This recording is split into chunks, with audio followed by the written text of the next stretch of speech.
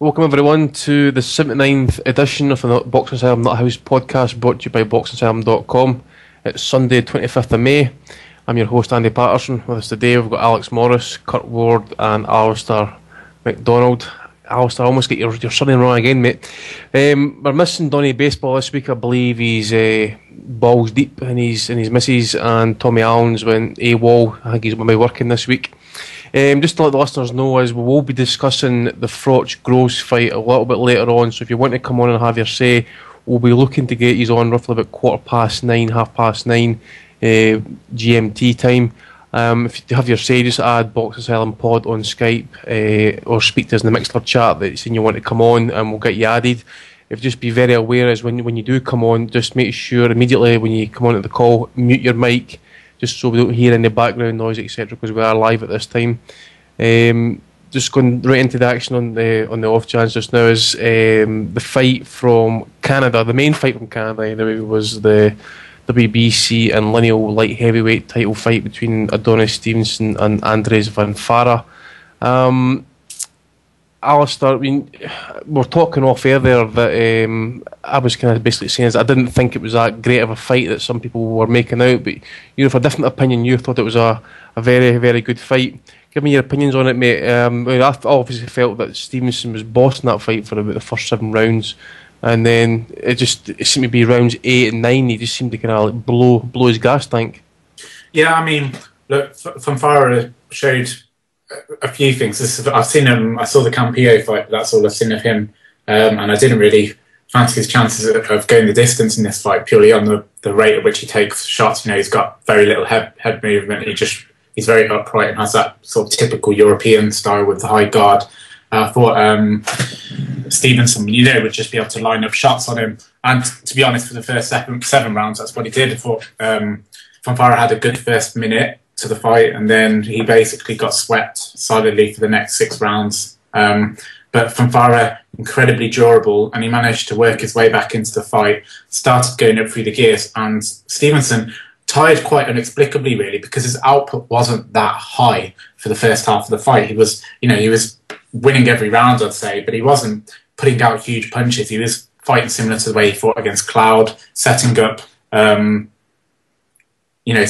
angles and pot shotting, hard shots, but still pot shotting, not huge lengthy combinations or anything.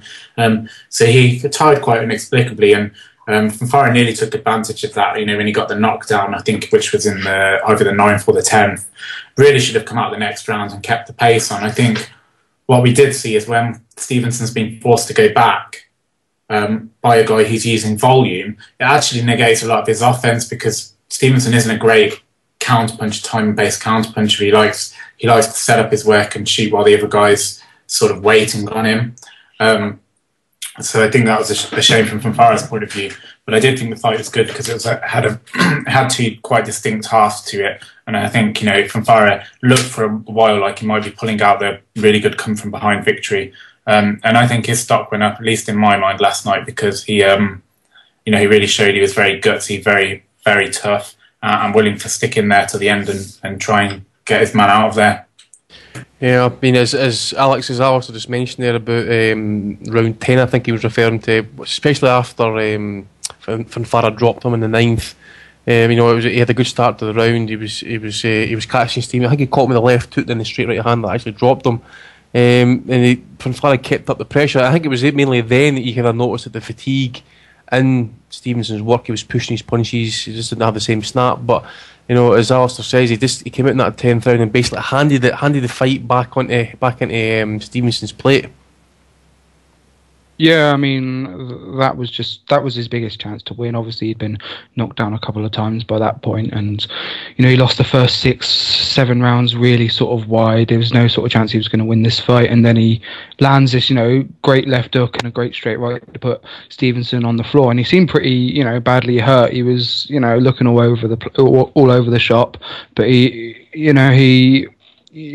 defended himself well, Stevenson, but Van Farah just didn't really capitalise on it. He wasn't urgent enough in his work. He should have just rushed in, laid a load of bombs on. I think that maybe he was scared of the repercussion. Obviously, he'd felt Stevenson's power up to that point. through the knockdowns. I don't think the knockdowns that he suffered were anything sort of concussive. They were sort of just like physical punches that just knocked him over and knocked him off balance, especially in the first round. It was just a punch that literally forced him to his knees because it was a devastating sort of left hand. But I thought Adonis's legs looked a bit a little bit wobbly as well. I mean, he was starting to clinch in the ninth as well, trying to survive a lot more, whereas before he was running around a bit more, working off the back foot a lot more. And I think that it was really Fonfara's fight to win in those 9th and 10th rounds, but he really let it slip. I don't think Stevenson was particularly impressive throughout the night. He showed that he gassed quite a lot. Maybe he didn't prepare for a longer fight. He's used to the shorter fights against. he's maybe prepared for a lesser fight. I mean, a lot of us thought he'd probably blow Fonfara out of there in a few rounds, and maybe Stevenson thought that too. But when it started to get into the 7th and 8th round, he just started to slow down visibly. Even though he didn't do a lot of work, he just started to slow down. Maybe he underestimated Fonfara, who, to his credit, was very durable, kept coming, kept trying. He just didn't have the tools to really, stop Stevenson's very limited attacks and his jab and his straight left, and that's pretty much all he used to keep Fonfara away. And I think a more technical boxer and a smarter boxer will easily sort of outwit Stevenson and close the range. Definitely. I mean, I think we can all agree basically there's, Hopkins must be licking his chops at the prospect of fighting Stevenson. Curtis, before you even think about the Hopkins fight, Stevenson apparently mentioned after the fight that he's hurt his left hand.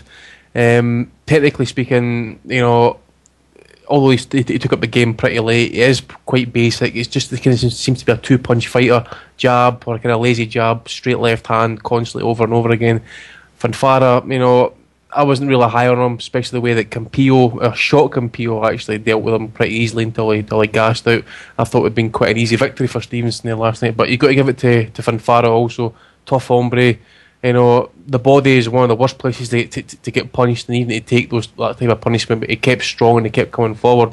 And he was the one that was initiating the action there last night also. I think that is a great point, to be honest, as why Stevenson gassed. I mean, yeah, he might have only been training for a 4 or 5 round fight. I don't think so. I think the fact that Fonfara was constantly walking towards him, taking everything he had. Stevenson, this is... he's a power puncher, but he's not like a Golovkin or a Kovalev. These guys can throw a lot of punches per round. He's very, patient in his approach. He doesn't like throwing a lot of punches.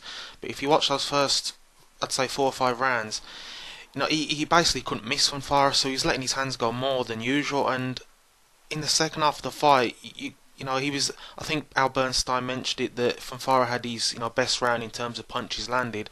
And you just felt that he was letting his hands go a lot less. He was slowing down, and that's when Fonfara was starting to tag him. And he's got this bad habit of leaning back with chin in the air, and that's when obviously the right hand landed. But for me, I mean, Fonfara was a tough guy. He came to fight. We got to give him that. But quite a limited opponent. And if you're Bernard Hopkins or Sergey Kovalev, you're going to watch that, and you're going to want that guy next. You're going to want Stevenson, and yeah, he can lay anyone's lights out with one punch from that left hand. But if you're a good boxer, if you should be able to deal with that big punch coming, and that's why it was surprising that Chad Dawson got caught with it, because everyone knew going into that fight that was the only way he really could lose that fight. And someone like Hopkins, yeah, he may be really old, but he should have far too much. And if you see the way Tony Bellew fought, yeah, he might not have had a lot of success, but the way just little lateral movement,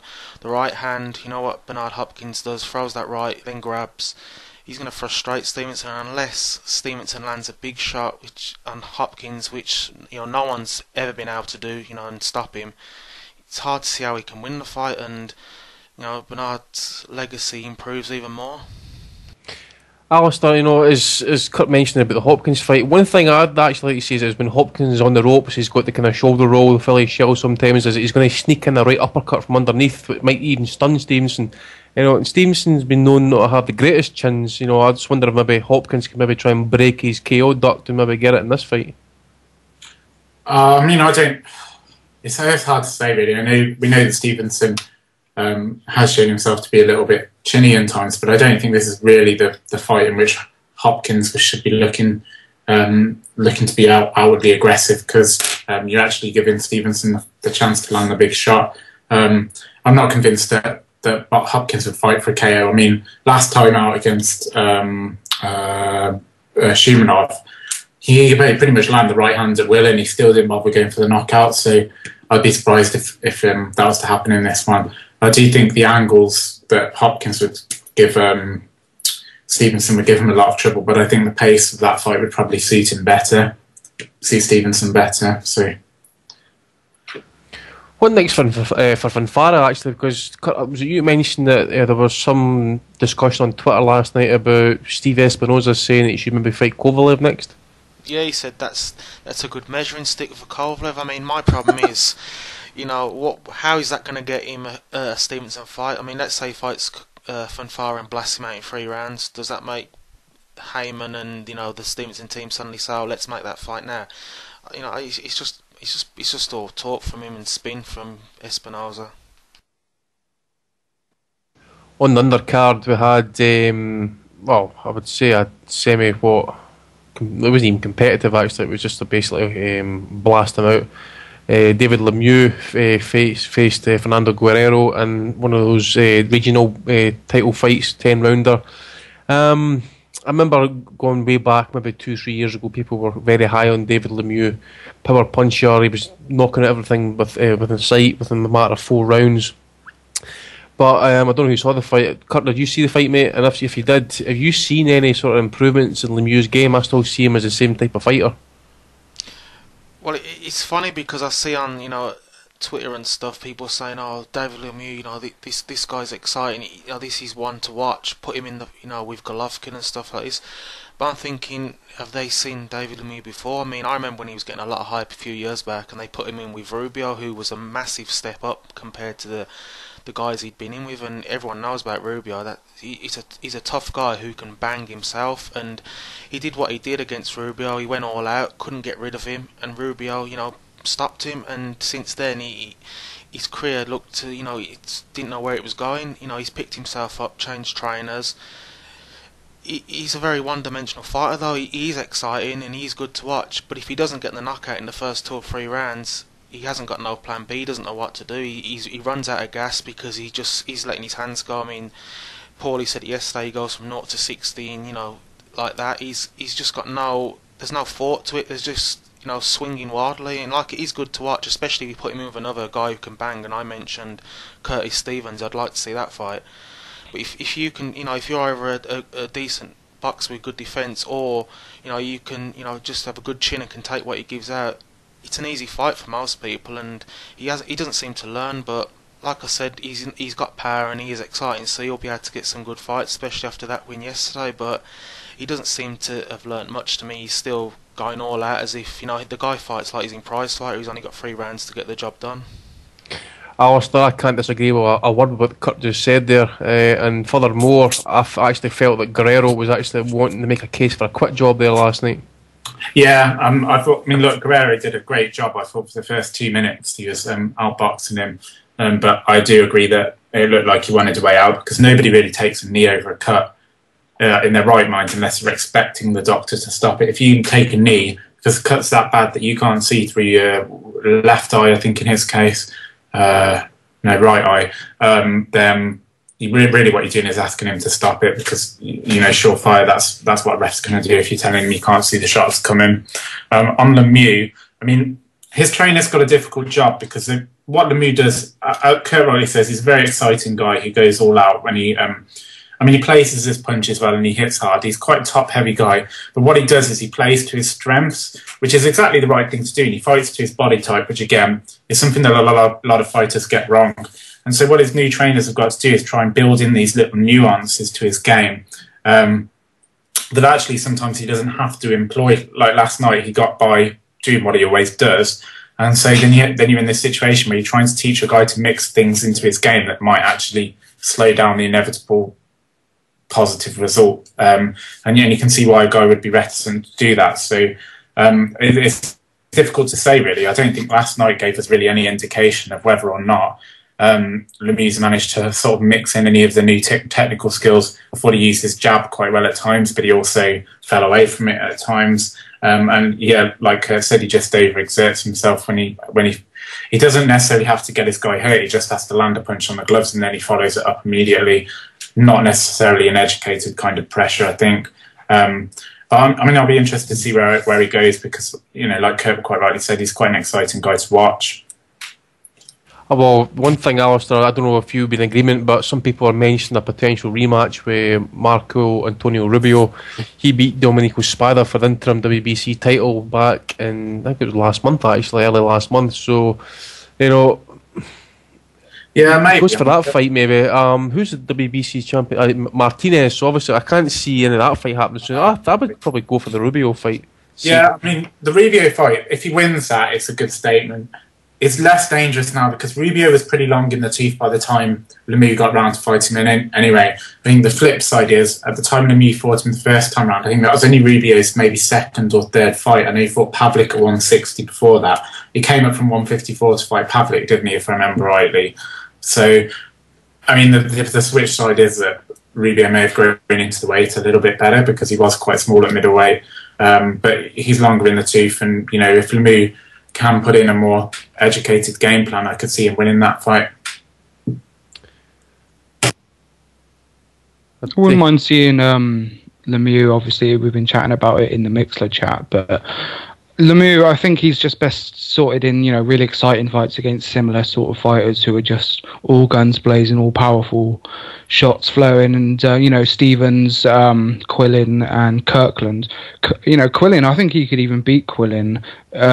You know, I don't know if he's had much of a chin test, but I think Lemieux could obviously knock him out. And, you know, if Quillin himself gets past Danny Jacobs, I think that would be a very good fight to make. I think I would probably look to put him in with someone like Glenn Tapia before I put him in with Kirkland. I think you just take away the southpaw angle, which might give him a bit of trouble. And Glenn Tapia is also a very exciting fighter. That'd be like a proper Rocky fight, wouldn't it? Yeah, but you're also pulling up a guy in weight, and I would actually be wanting to kind of fight someone a natural middleweight. You know, Rubio's 5'10".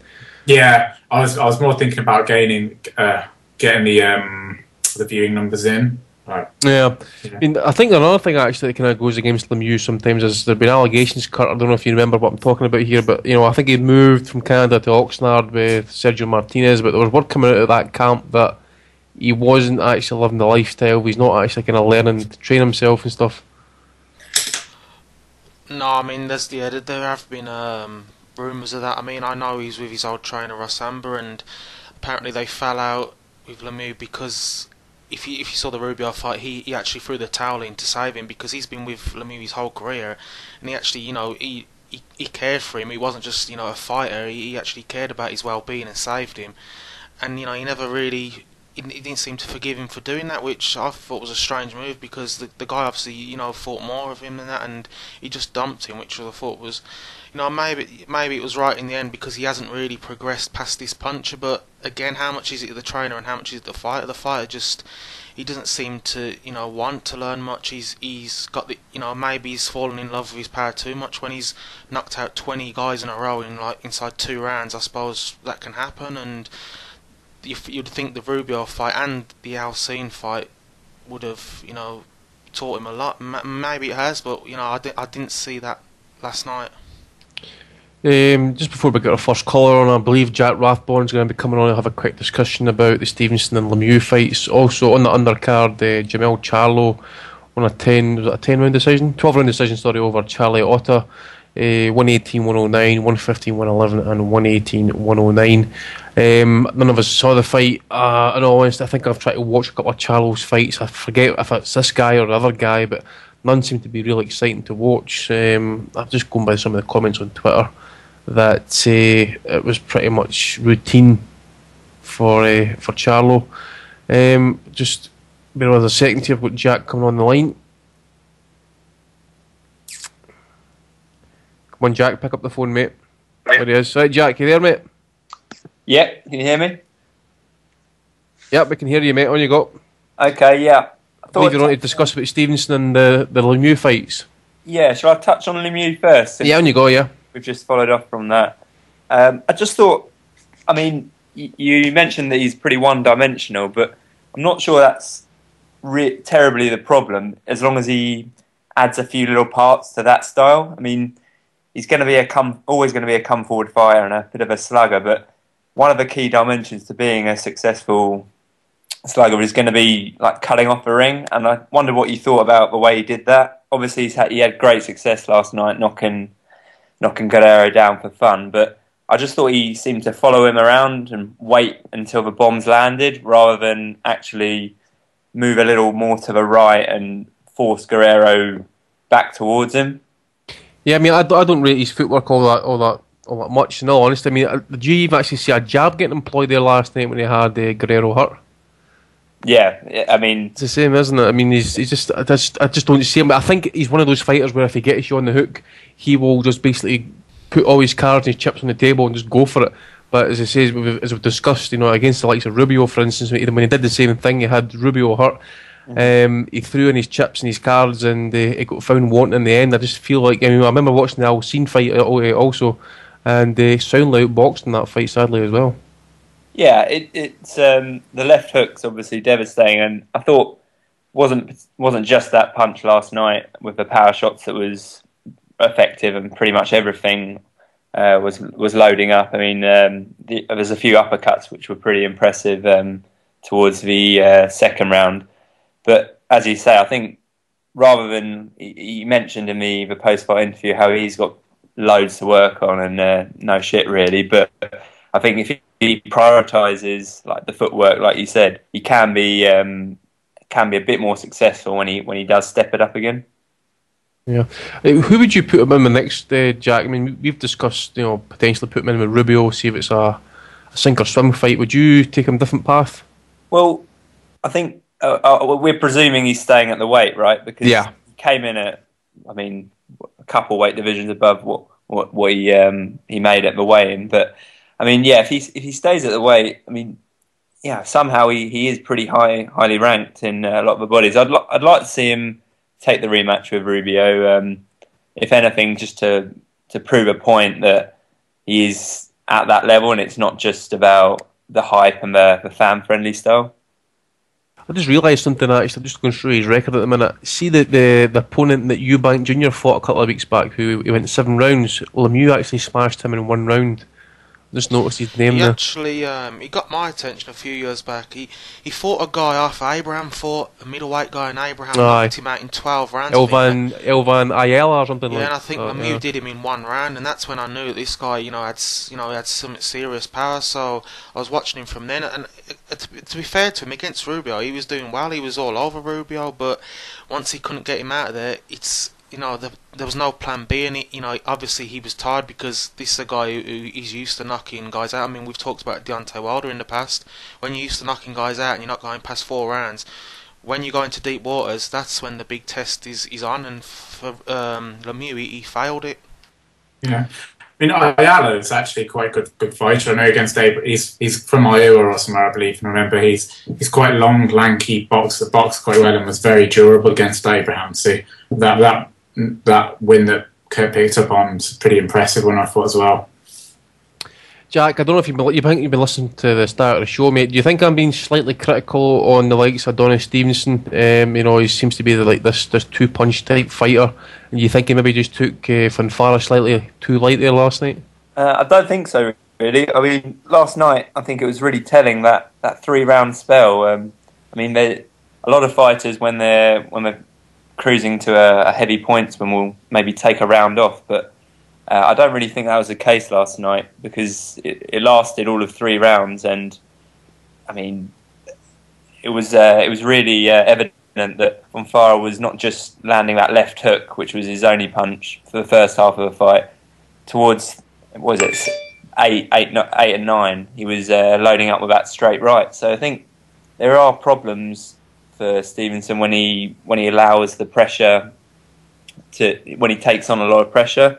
So I think, I mean, against Hopkins, it's going to be the other way around, isn't it? He's going to be leading, so that's going to be different to the round 7 to 9 last night, which caused him a lot of problems. So it's it's tricky to know whether B-Hop will be really encouraged, because the successful spells from Von Farah were at times when he was on the front foot, and Hopkins isn't going to do that, especially, is he? No. Jack, just before we let you go, mate, who do you fancy in the Stevenson-Hopkins fight? Do you think Hopkins has got enough about him to pull it off? Yeah, I fancy Hopkins a little bit more than I fancied him before last night, but I definitely would back Hopkins now. I think the only hope Adonis has got is if he uses that work rate. I think something to really look at would be the stamina issues of Stevenson. Hopkins, I mean, that sounds a bit silly considering that Hopkins is so old, but I think he's proven that 12 rounds is never going to be a problem for him. So that will be the key to Stevenson getting the win, is maybe outworking Hopkins. And if he can't do that, I don't really give him much hope at all. No. Anyway, Jack, thanks for your time, mate. If you want to call back in later on with regards to the Froch Grove site, we're hoping to discuss that within the next half hour or so, mate. Brilliant. I'll keep listening. Thanks a lot, mate. Bye. Cheers. Just to let our listeners know, as we'll not be going into great detail on the other card fights, just to let everybody know, is the Friday Night Fights card, William Monroe Jr. beat Brandon Adams in a 10-round decision, and Petr Petrov beat Fernando Carsamo in the 8th round knockout in the ESPN tournament that we're doing. Alex, mate, you just want to have a quick run through of the Sky card from Wednesday. I never saw it as I was actually out on the lash, so just let our listeners know as to what happened. Yeah, it was quite a good card, really. Eddie's starting to do these midweek shows, and he said he's going to start doing these online streaming shows as well. And I think this is a very good idea. If he Hold on, did you just say this was a good matchroom card?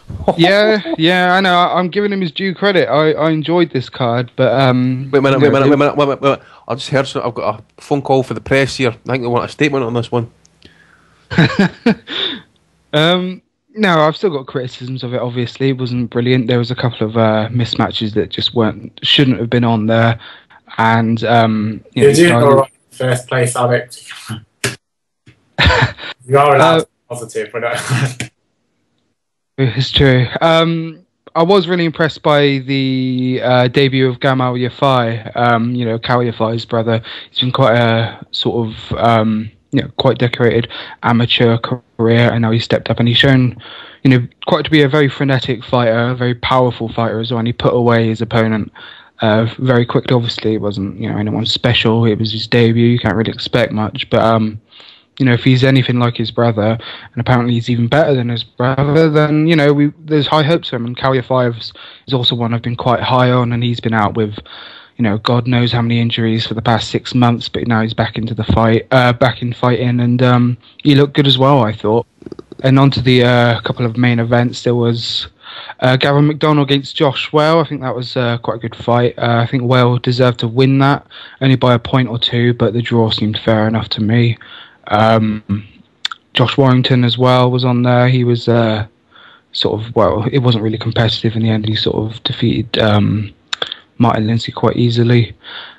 Can't remember what other fights were on there, but no, it was it was a competitive night. It was a good card because it wasn't filled with big names fighting a load of shitters, and it wasn't just about promoting single names. It was about actually making good cards and good fights and making it entertaining for the local crowd. And the local crowd were mostly just a bunch of pissheads and football fans doing football chants all night, which really detracted from the quality of the fights. But there should be more of these shows, and I'd certainly give Matchroom a bit of credit if they did. How did Stephen Smith get on, mate? Is he ready for a world title shot now? I mean, that's WBC super featherweight title, perhaps he'll get involved with, but I can't see him getting past Maura. No, Maura would fucking destroy him, to be honest. I mean, he didn't look that good. He did the business against Munoz, I think it was, but they're on about sending him to Japan, but if they do send him to Japan, he'll just get knocked the fuck out, and it'll just be another typical Matchroom boy sent abroad for a payday. Just to let our listeners know also, as last night I believe Johnny Gonzalez made his first defence of his WBC featherweight title against Clive Atwell, winning a 10-round technical decision. And from the UK, Gary Sykes recaptured the British super featherweight title against Johnny Case, and I believe he's now going to be fighting Liam Walsh in Manchester, which I think is on the Tyson Fury Derek Chisora undercard, with Billy Joe Saunders fighting Emmanuel Blandamura. So I see that'll be a decent fight. That I think some people are actually looking potentially at Sykes facing Derry Matthews, which would probably be another good fight. So I think Matthews is talking about moving down in weight again. Maybe even Gary Buckland. That'll be I think he beat him over 12 rounds the last time. So, Alistair, you were asking about Maura. Miura. Miura, sorry. Yeah, no, it's all right. I was just getting really confused about. I was thinking Carlos Mauser for a second. Right. No problem. Right, I'll just go into our Twitter questions. As I say to the callers, if we want to call in for about the Froch Groves discussion, we'll be opening up the lines in about half hour's time. First question this week comes in from Jack Captain. I think he was actually asking in the Mixlers chat if we would actually ask this question. Who is the worst human being, Adrian Broner or either Eubank?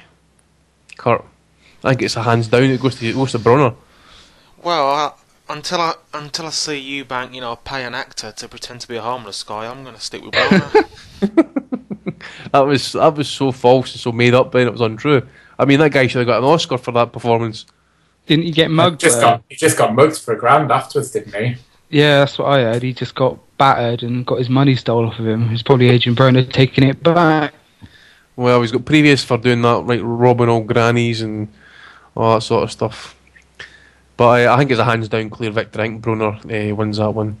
No, he's shit, isn't he? This one is in from Kasim at JDella19. A lot of moaning about free tickets to this way as Essex cast. Is that right? It's not simple, but how would you market a fight like Froch Groves 2 to the casuals, Alistair? So what are we doing? They gave free tickets to the guys from the Only Way is Essex. I think and so. EastEnders lot as well.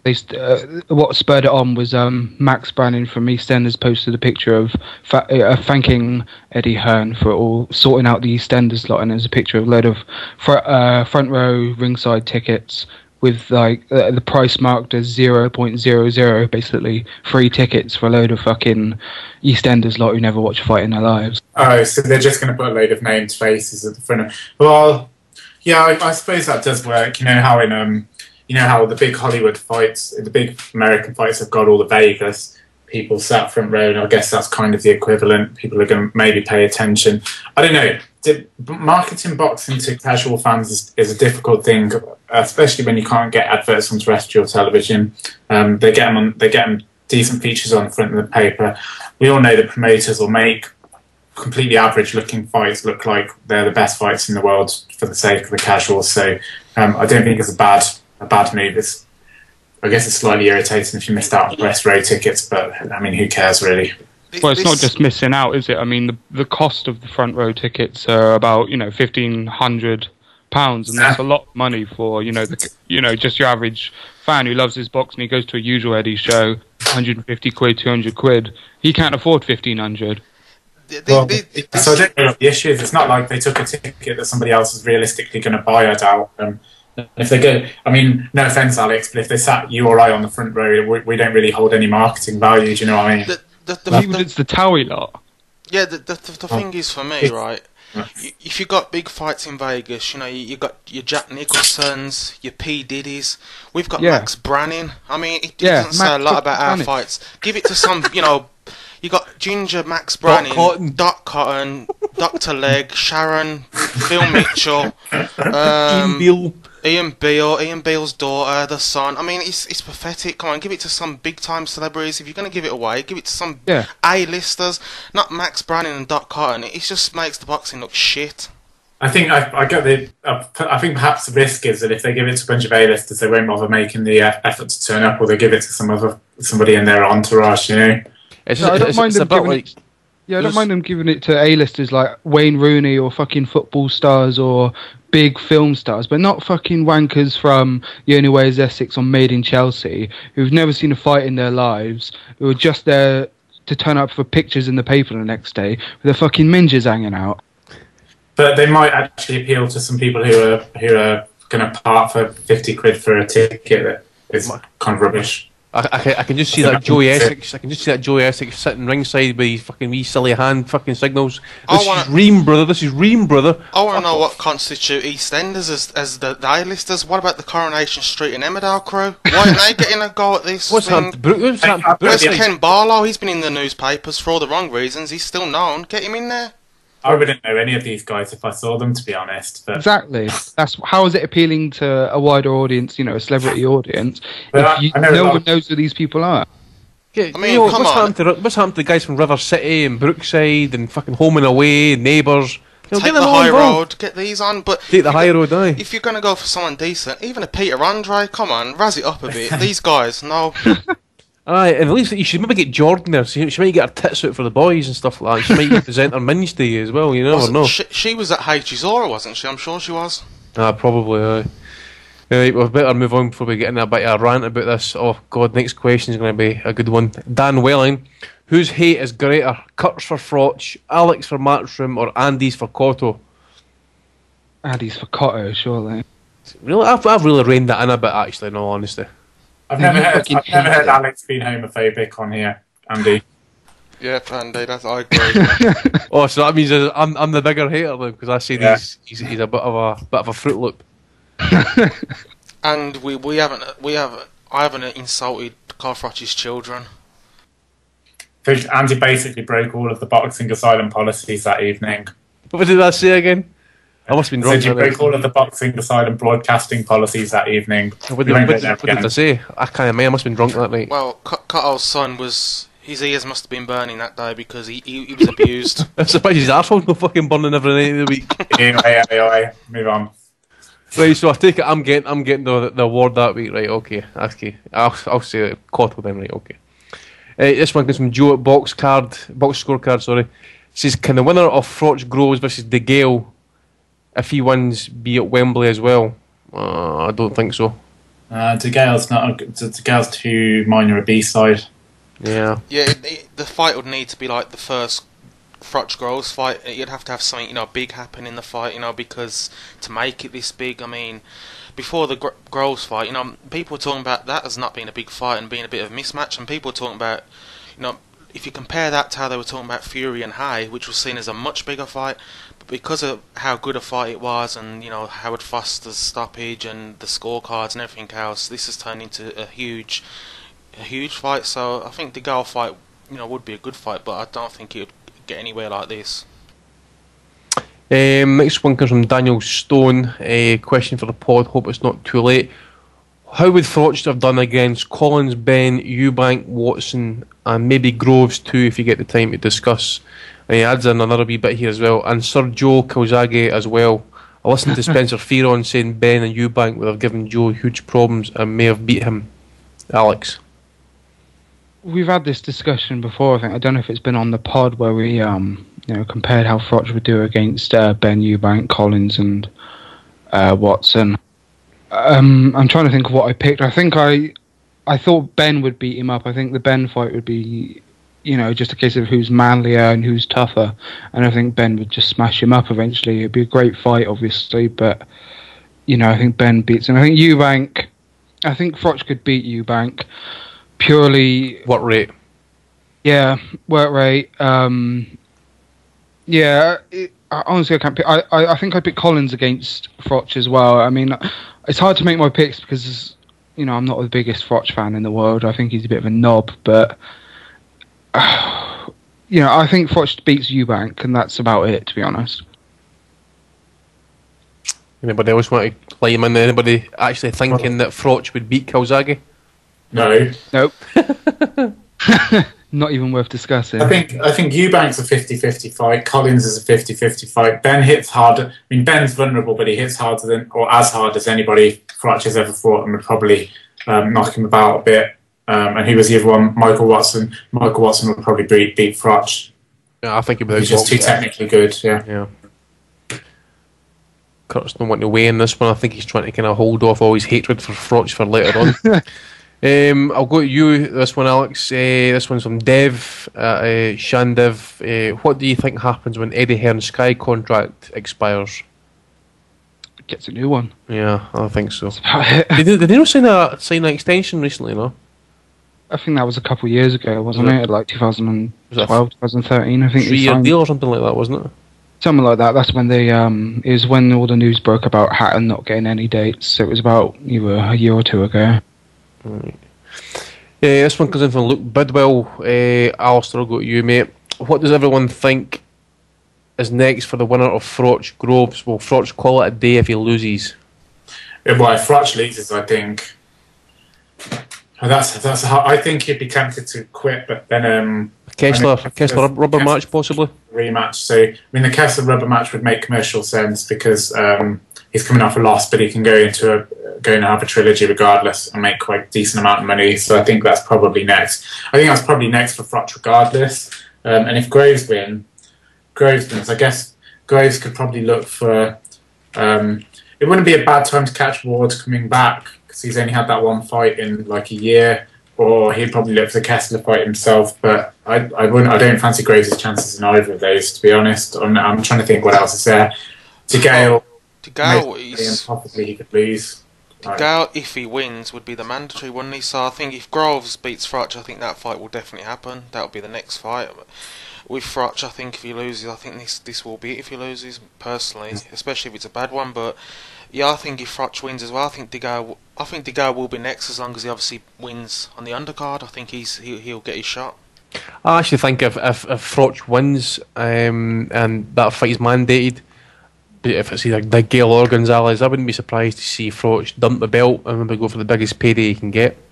The Gale fight doesn't make sense for either of them. Financially, anyway, it doesn't make any sense.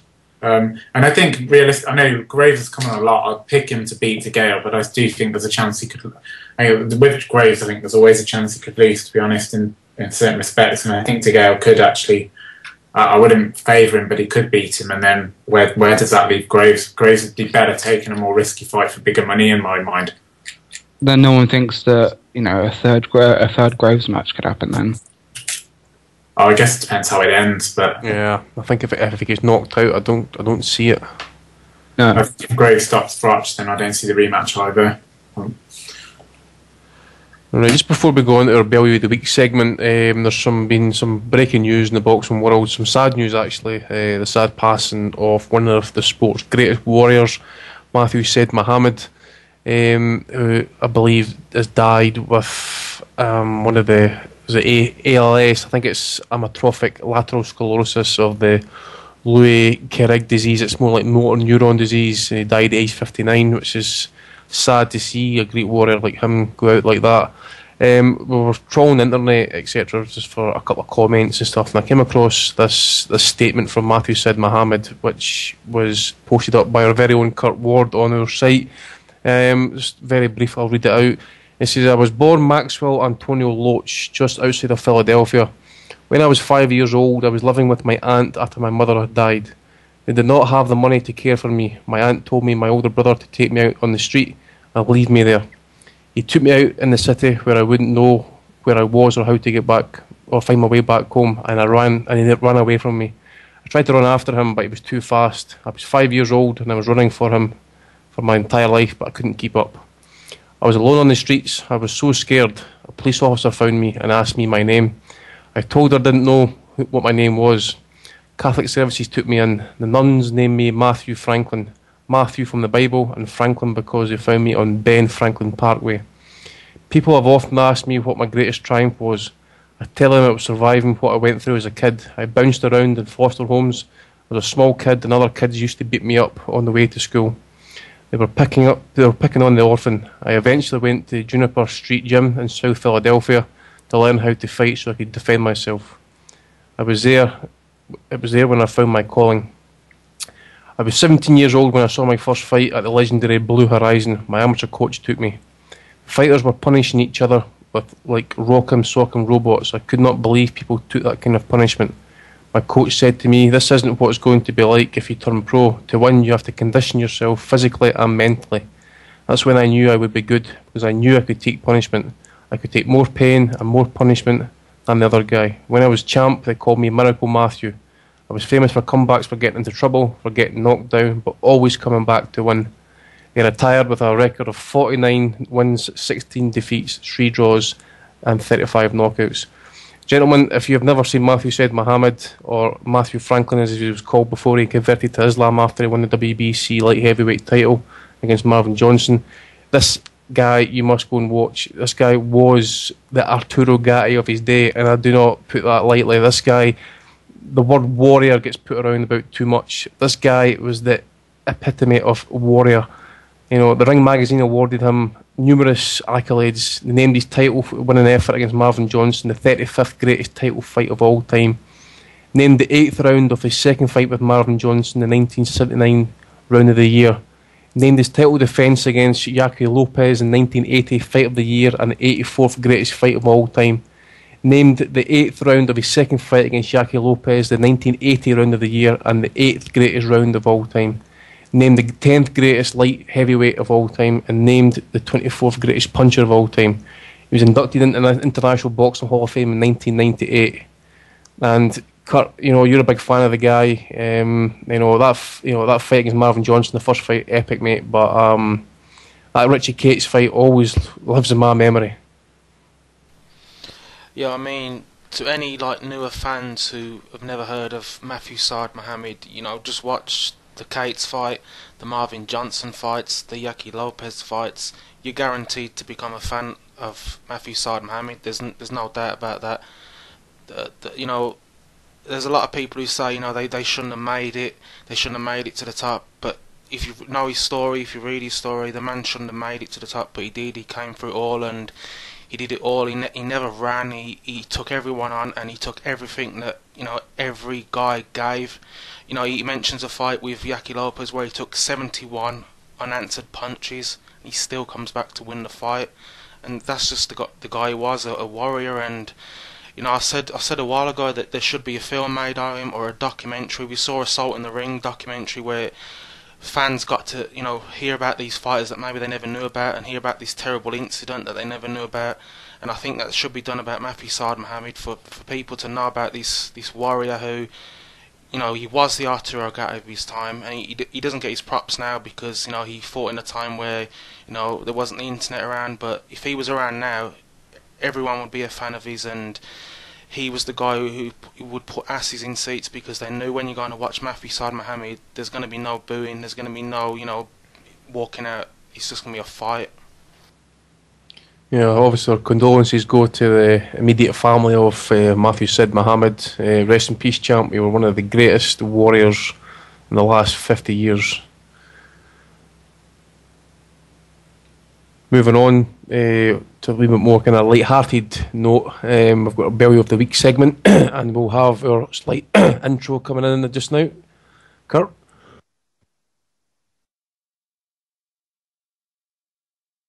Let's be totally and brutally honest here. Sean Corbin makes Valery Brudov look like Ivan Drago. It's as simple as that. He's beat what's in front of him tonight. He faces me. He's going to visit mental demons again. And let's get something straight. Come to me, mate. You come to me. Next time, ain't no judge is going to be needed. I'm going to do worse than Kovalev. I am going to do worse than Kovalev. On Saturday night, mate, you better hold it together. I'm going to smash it near you to pieces, mate. I'm going to hit him. When he gets in the ring and we get 10-ounce gloves on, I'm going to smash his head to bits. I'm going to do it November the 30th against all odds. No matter what people say, the journalists write what you want. All as I'll say is tune back in and then look at me on December the 1st when I am world champion. It's as simple as that. I'm willing to die in that ring. It's as simple as that. I am willing to die. I'm willing to die, Zaki. Is he? You fucking rat!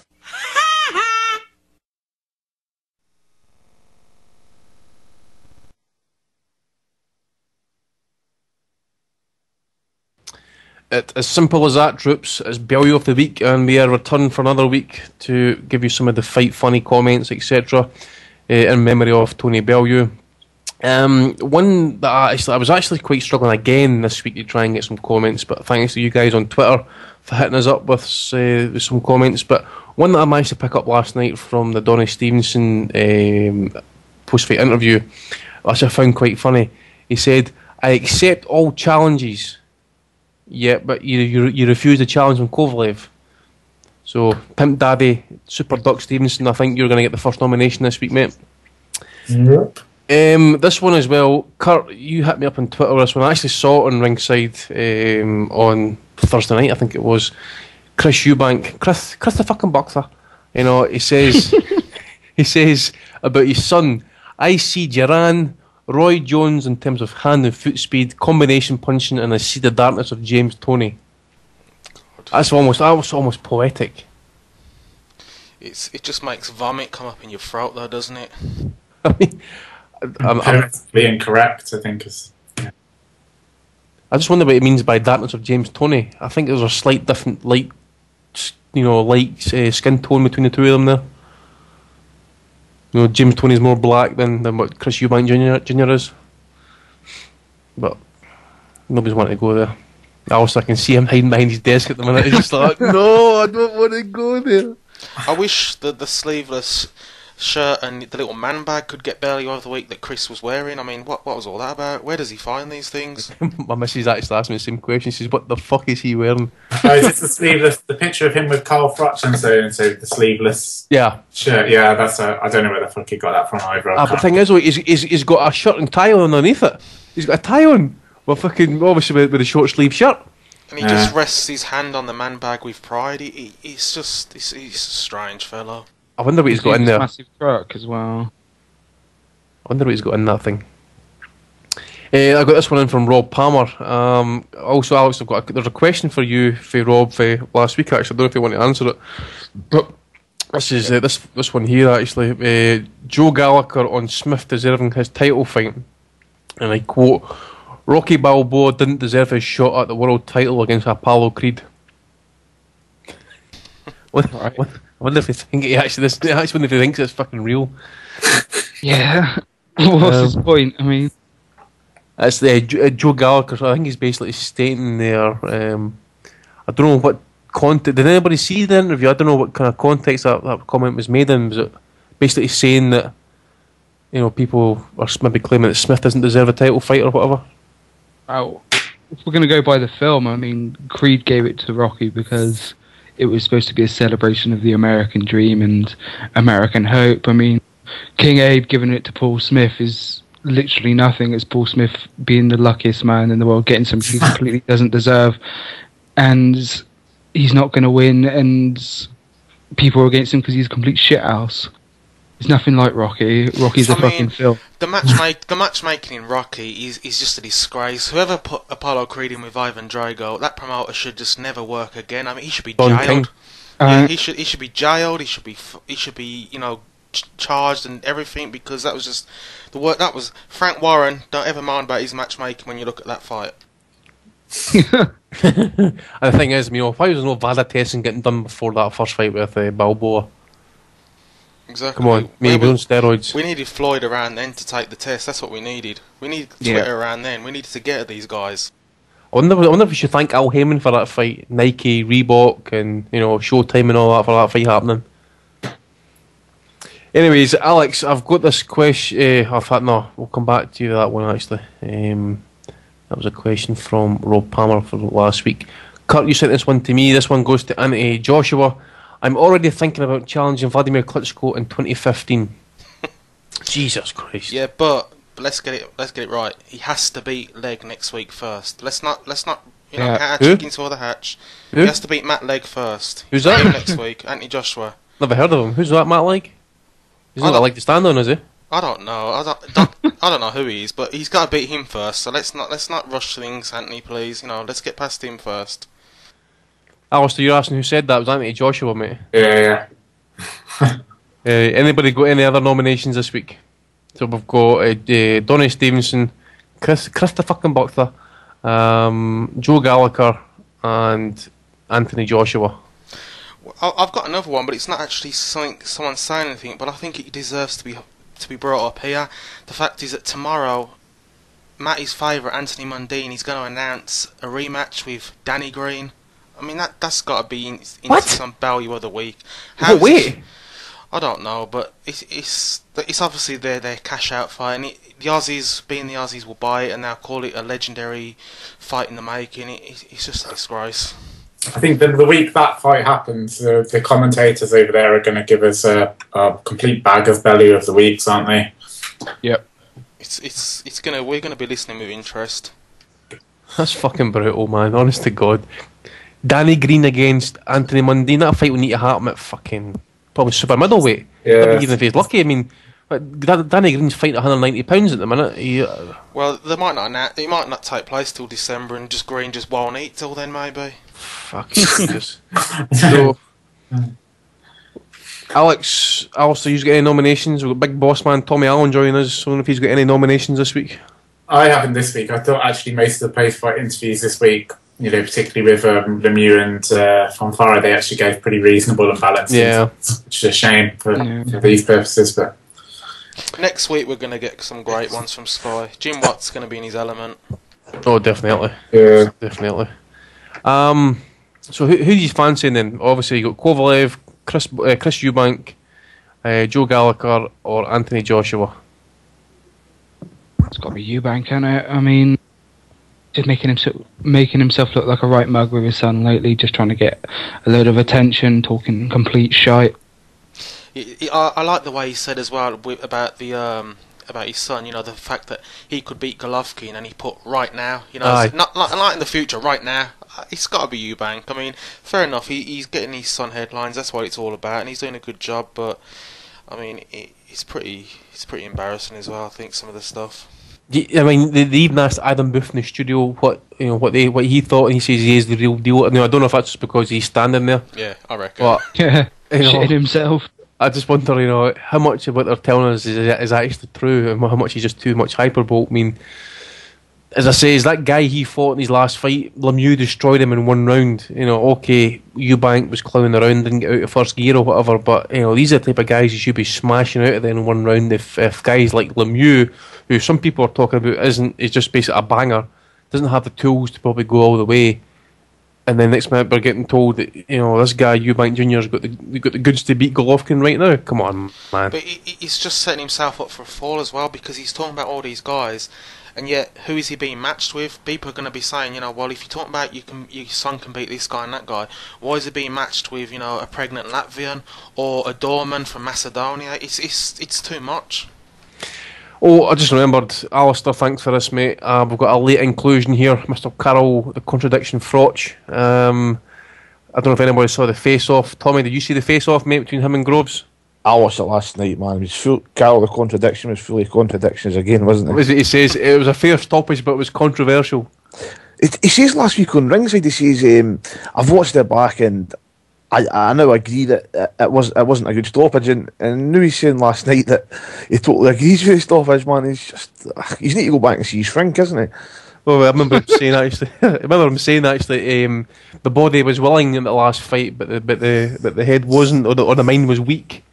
I don't know. I mean, he usually says it was after the fight. He said something else. It was he wasn't in top shape for the fight or whatever it was. So, anyways, he thought he had a decent round 6, didn't he? As well, the round that he got absolutely hammered in. He got battered in that round, didn't he? He got fucking pillared from fucking post to post. What was it he says? He says, I gave George a couple of shots at the end of the round that swung the round for him or something, didn't he? I went back to the corner. He says, when you said fucking hell, he says, what do you mean by that? He says, I was just angry with myself. We gave the rounds away at the end. Aye, my farter. Alistair actually mentioned a good one as well about Frank Warren mentioning about if Frankie Gavin beats Leonard Bundu, he'll be in with a chance with the big fights. He'll be mandatory to like the Pacquiaos and in with the one man Wells and the Bradleys next. Listen, there's more chance of me getting a blowjob off Claudia Schiffer in the next 10 minutes of that fight ever happening. Which is between 0 and 0 chance of happening. Right, so we've got one nomination up for Chris Eubank from Kurt. Alex, who's your nomination? Eubank. Alistair? I'm going to go with Froch, actually. Froch. So it's 2-1 so far. Tommy, mate, who are you picking? I don't know what Joe Gallagher says, but he's a wanker, so I'm voting for him. just for being a prick. So the deciding vote again probably comes down to myself. I'll give it to Eubank as well. I think Eubank. Is that Eubank retaining then? Yeah. No, who won it last week, Kurt? No, because we gave it 3 awards last week because we couldn't split them. Yeah, no, Eddie Hearn won the regular version, and the other, who got the interim because it was split, wasn't it, between 2 people, Hearn and someone else. But Bell, you don't get it. Surely. Yeah, Bellew was proper off on one last week. Yeah. So there's only one winner this week, and we'll give it to Mr. Eubank Senior Christopher Buckter. Well done, son. Anyways, moving on to discussion this week. It's the only fight to be discussed. Obviously, next week is going to be Froch Groves 2, but just to let our listeners know, as we have got a couple other fights coming on during the week. Friday night sees Alexander Povetkin fight Manuel Char for the WBC International Heavyweight title. And on that card, Rakim Chakayev, he fights the hardcore fighter TBA in a 12-round fight for the WBC silver title. That's Friday night. Saturday, we've got the card from Macau, China. Nicholas Walters fights Victor Chinian. I think that's for WBA featherweight title. Mad Vic, I hope he pulls it off. And Vetkia fights Danair for his for WBA featherweight title. Aye, that's right. Aye, so 2 of my WBA champions. That's fucking nonsense. Super title and the regular title are both on the line. Chris Avalos fights Yashimoto, and Yevgeny Gradovich fights Alexander Miskertskin. I see is that Brazilian Olympian on that card as well, Falcao. Is he on the card? Yeah, he is, aye. And from Germany, you've got Felix Sturm fighting Sam Solomon. I guess for the IBF middleweight title. That's a rematch. And we've got a couple of fights from the Ukraine. Alexander Yuzik, he's the Olympic gold heavyweight champion, and Dmytro Kusher, they both fight on that card in the Ukraine. But the big fight everybody wants to discuss is the big card from Wembley Stadium. Anthony Joshua meets Matt Legg. James DeGale faces Brandon Gonzalez. Kevin Mitchell fights Gislan Manduma, and Jimmy McDonnell gets another chance to fight for a world title against a Thai fighter called blah blah blah Rashawat. I couldn't even pronounce his other name there, so I just decided to go with that. But the main fight on everybody's lips, obviously, it's Carol Froch rematch against George Groves. IBF, WBA super middleweight titles on the line.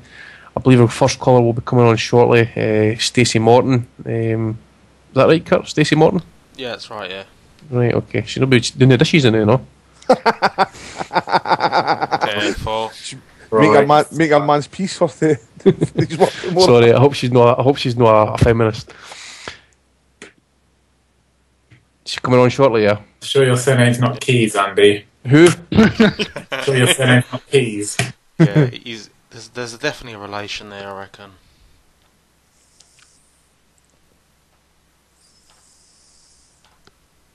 Here she comes.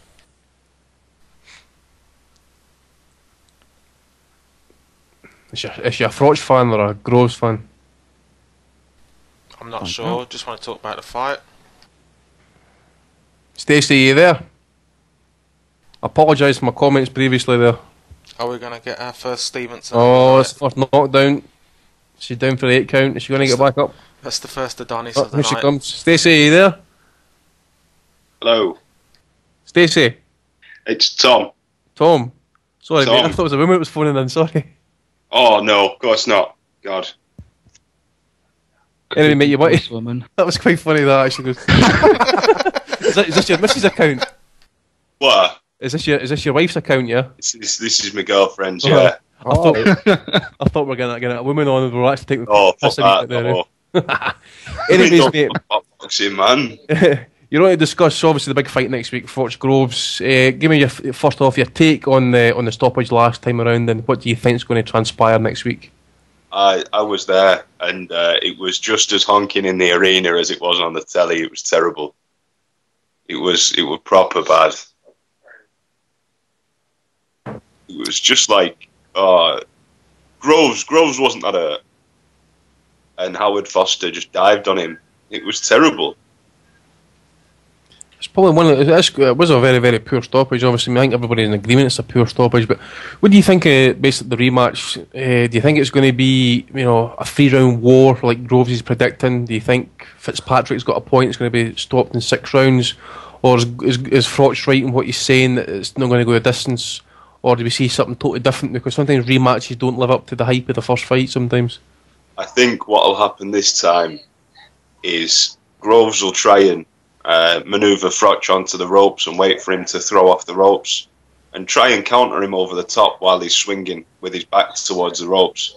I just think that's the best way to catch him. That's how he caught him in the first round. And I think he knows that, and I think that's the way to go, really. I do think that Groves will stop him. And I do think it'll be early as well. I said that Groves was going to knock out Carl Froch in 1 round last time, and he almost did. What was you like in the arena when he dropped him in the first round? Everyone went quiet. It was funny. I could just imagine. Everyone shat their pants near enough. Was it mostly Froch fans in the MEN that night? It was full of Eddie Hearn fans. It wasn't full of like boxing fans. Darts fans. Like the darts crowd. Yeah. It was full of darts fans. It was full of Eddie Hearn lovers, and they were all cheering on Carl Froch because they're like boyfriend and girlfriend. And they were just everyone went quiet except for me and Mark McFarlane. He's on Twitter as well. Me and him were like screaming like little girls. What about God, I should have laughed. I actually just got away from my train of thought there. Just dive in. I mean, if any guys got any questions, any comments, etc., just dive in by all means. But I'm just trying to think what my next question was going to be there. Actually, I fucking forgot.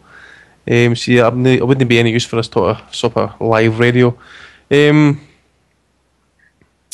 You're writing you will stop him. Do you reckon you'll stop him within 3 rounds? Do you think it'll be 1 round, 3 rounds, 4 rounds? What do you think? I don't know. It'll be in the first. I reckon the first 3 if he's going to stop him, and he'll do it much the same as he almost did in the first round. He'll catch him. He'll counter a right hand over the top, and he'll knock him out. But Froch won't get up this time. His chin will be gone. He was putting the left hook behind that big right hand he has a couple of times in the first fight, and he landed that a couple of times. It just missed by a couple of lunches. If that left hook had landed after one of those huge right hands, that fight was over. Groves puts a left hook in there again. I think he's got a very, very good chance. Yeah. I've bet in the points decision, but I think he's got a very good chance to stop him if he catches him. The combination.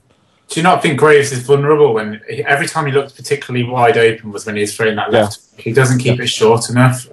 It scared the shit out of me every time he threw it because you could just see the right hand coming down the pipe on the inside. I mean, it didn't, as a matter of fact, but he just doesn't look steady. I think when he's throwing the left. No. I just think that Groves will do the same. He'll manoeuvre Froch to the ropes. He'll wait for him to throw with his back against the ropes. He'll wait for his opening and he'll hit him with massive right hand, knock him out.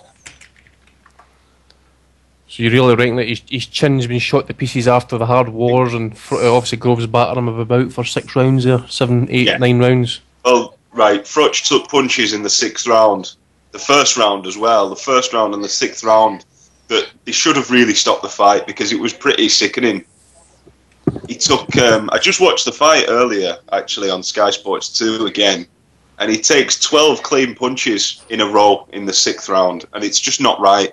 Howard Foster fucking let that carry on when Froch was taking 12 clean punches to the face and not throwing anything back. But when Groves takes 3 and he's still throwing back, he puts him in a headlock and lets Carl punch him in the ribs 3 times. Yeah. Anyways, mate, thanks for calling in at this time. So, what was your name again? I forgot your name. My name's Tom. Tom. Yeah. Are you on Twitter, mate? Let everybody know your Twitter handle. What's your Twitter handle? We were just talking on Twitter, I'm sure. Maravilla. Big Sergio Martinez fan. Oh, right. Oh, right, I think I follow you on Twitter, mate. Got your Twitter, mate. Yep. Jesus Super famous, me. Maravilla Tom. That's me. That's the one, mate. Aye. Me. I wasn't actually on my Twitter account. I think it must have been Kurt or somebody else that was on it. I think I was talking to you. So. Yeah. Told you to come on. Anyway, Tom, thanks for your time, mate. Hopefully you're on next week and we can discuss the review of the fight. Yeah, no problems. That's after Groves knocks him out and I've stopped crying. Cheers again, mate. See you later, I'll mate. speak next week. See you later. Cheers, mate. Thanks, bye. Well, I don't ever recall anybody actually saying that the fight was going to get stopped in one round or he was going to get knocked out in one round. Does anybody recall that? No, I Probably don't. on a wind-up, I think, you know, it was just a bit of hate on Froch. I mean, sometimes people have the odd crazy bet, don't they? You know, they just stick a couple of quid on something crazy, but I don't recall anyone saying that. I don't think anyone really predicted that at all. I'm going to stick a score on George Gross to knock him out in the first round next week. I fancy putting. I'm going to stick £20 on Groves to stop him in the first. I'm going to stick a tenner on Froch to stop him in the 10th round. I'll have a wee bet and play as well. See how it's going. Right, I believe we've got another caller coming on. I think our very own Adam Smith's champing at the bit. He'll be sitting all nervous next week. He's a big Froch fan. I guess you maybe just let him and Alex go at it, because Alex is... I tell you, have you got 1, 2, 3? There's 5 of us that are all Froch haters on here tonight, aren't we? And Kurt's going to be very, very laid back with his. He doesn't want to get called a twat next week if he gets the call wrong. He's just to own up. Adam, you there, mate? Hello. How you doing? I'm alright, thank you, sir. How What are you about? Yeah, I've just been on the Mixler. Alright. Anyways, mate, we read your article today. Good stuff again, as always. Tell us, A, what's the bet next week? And B, how do you see it going?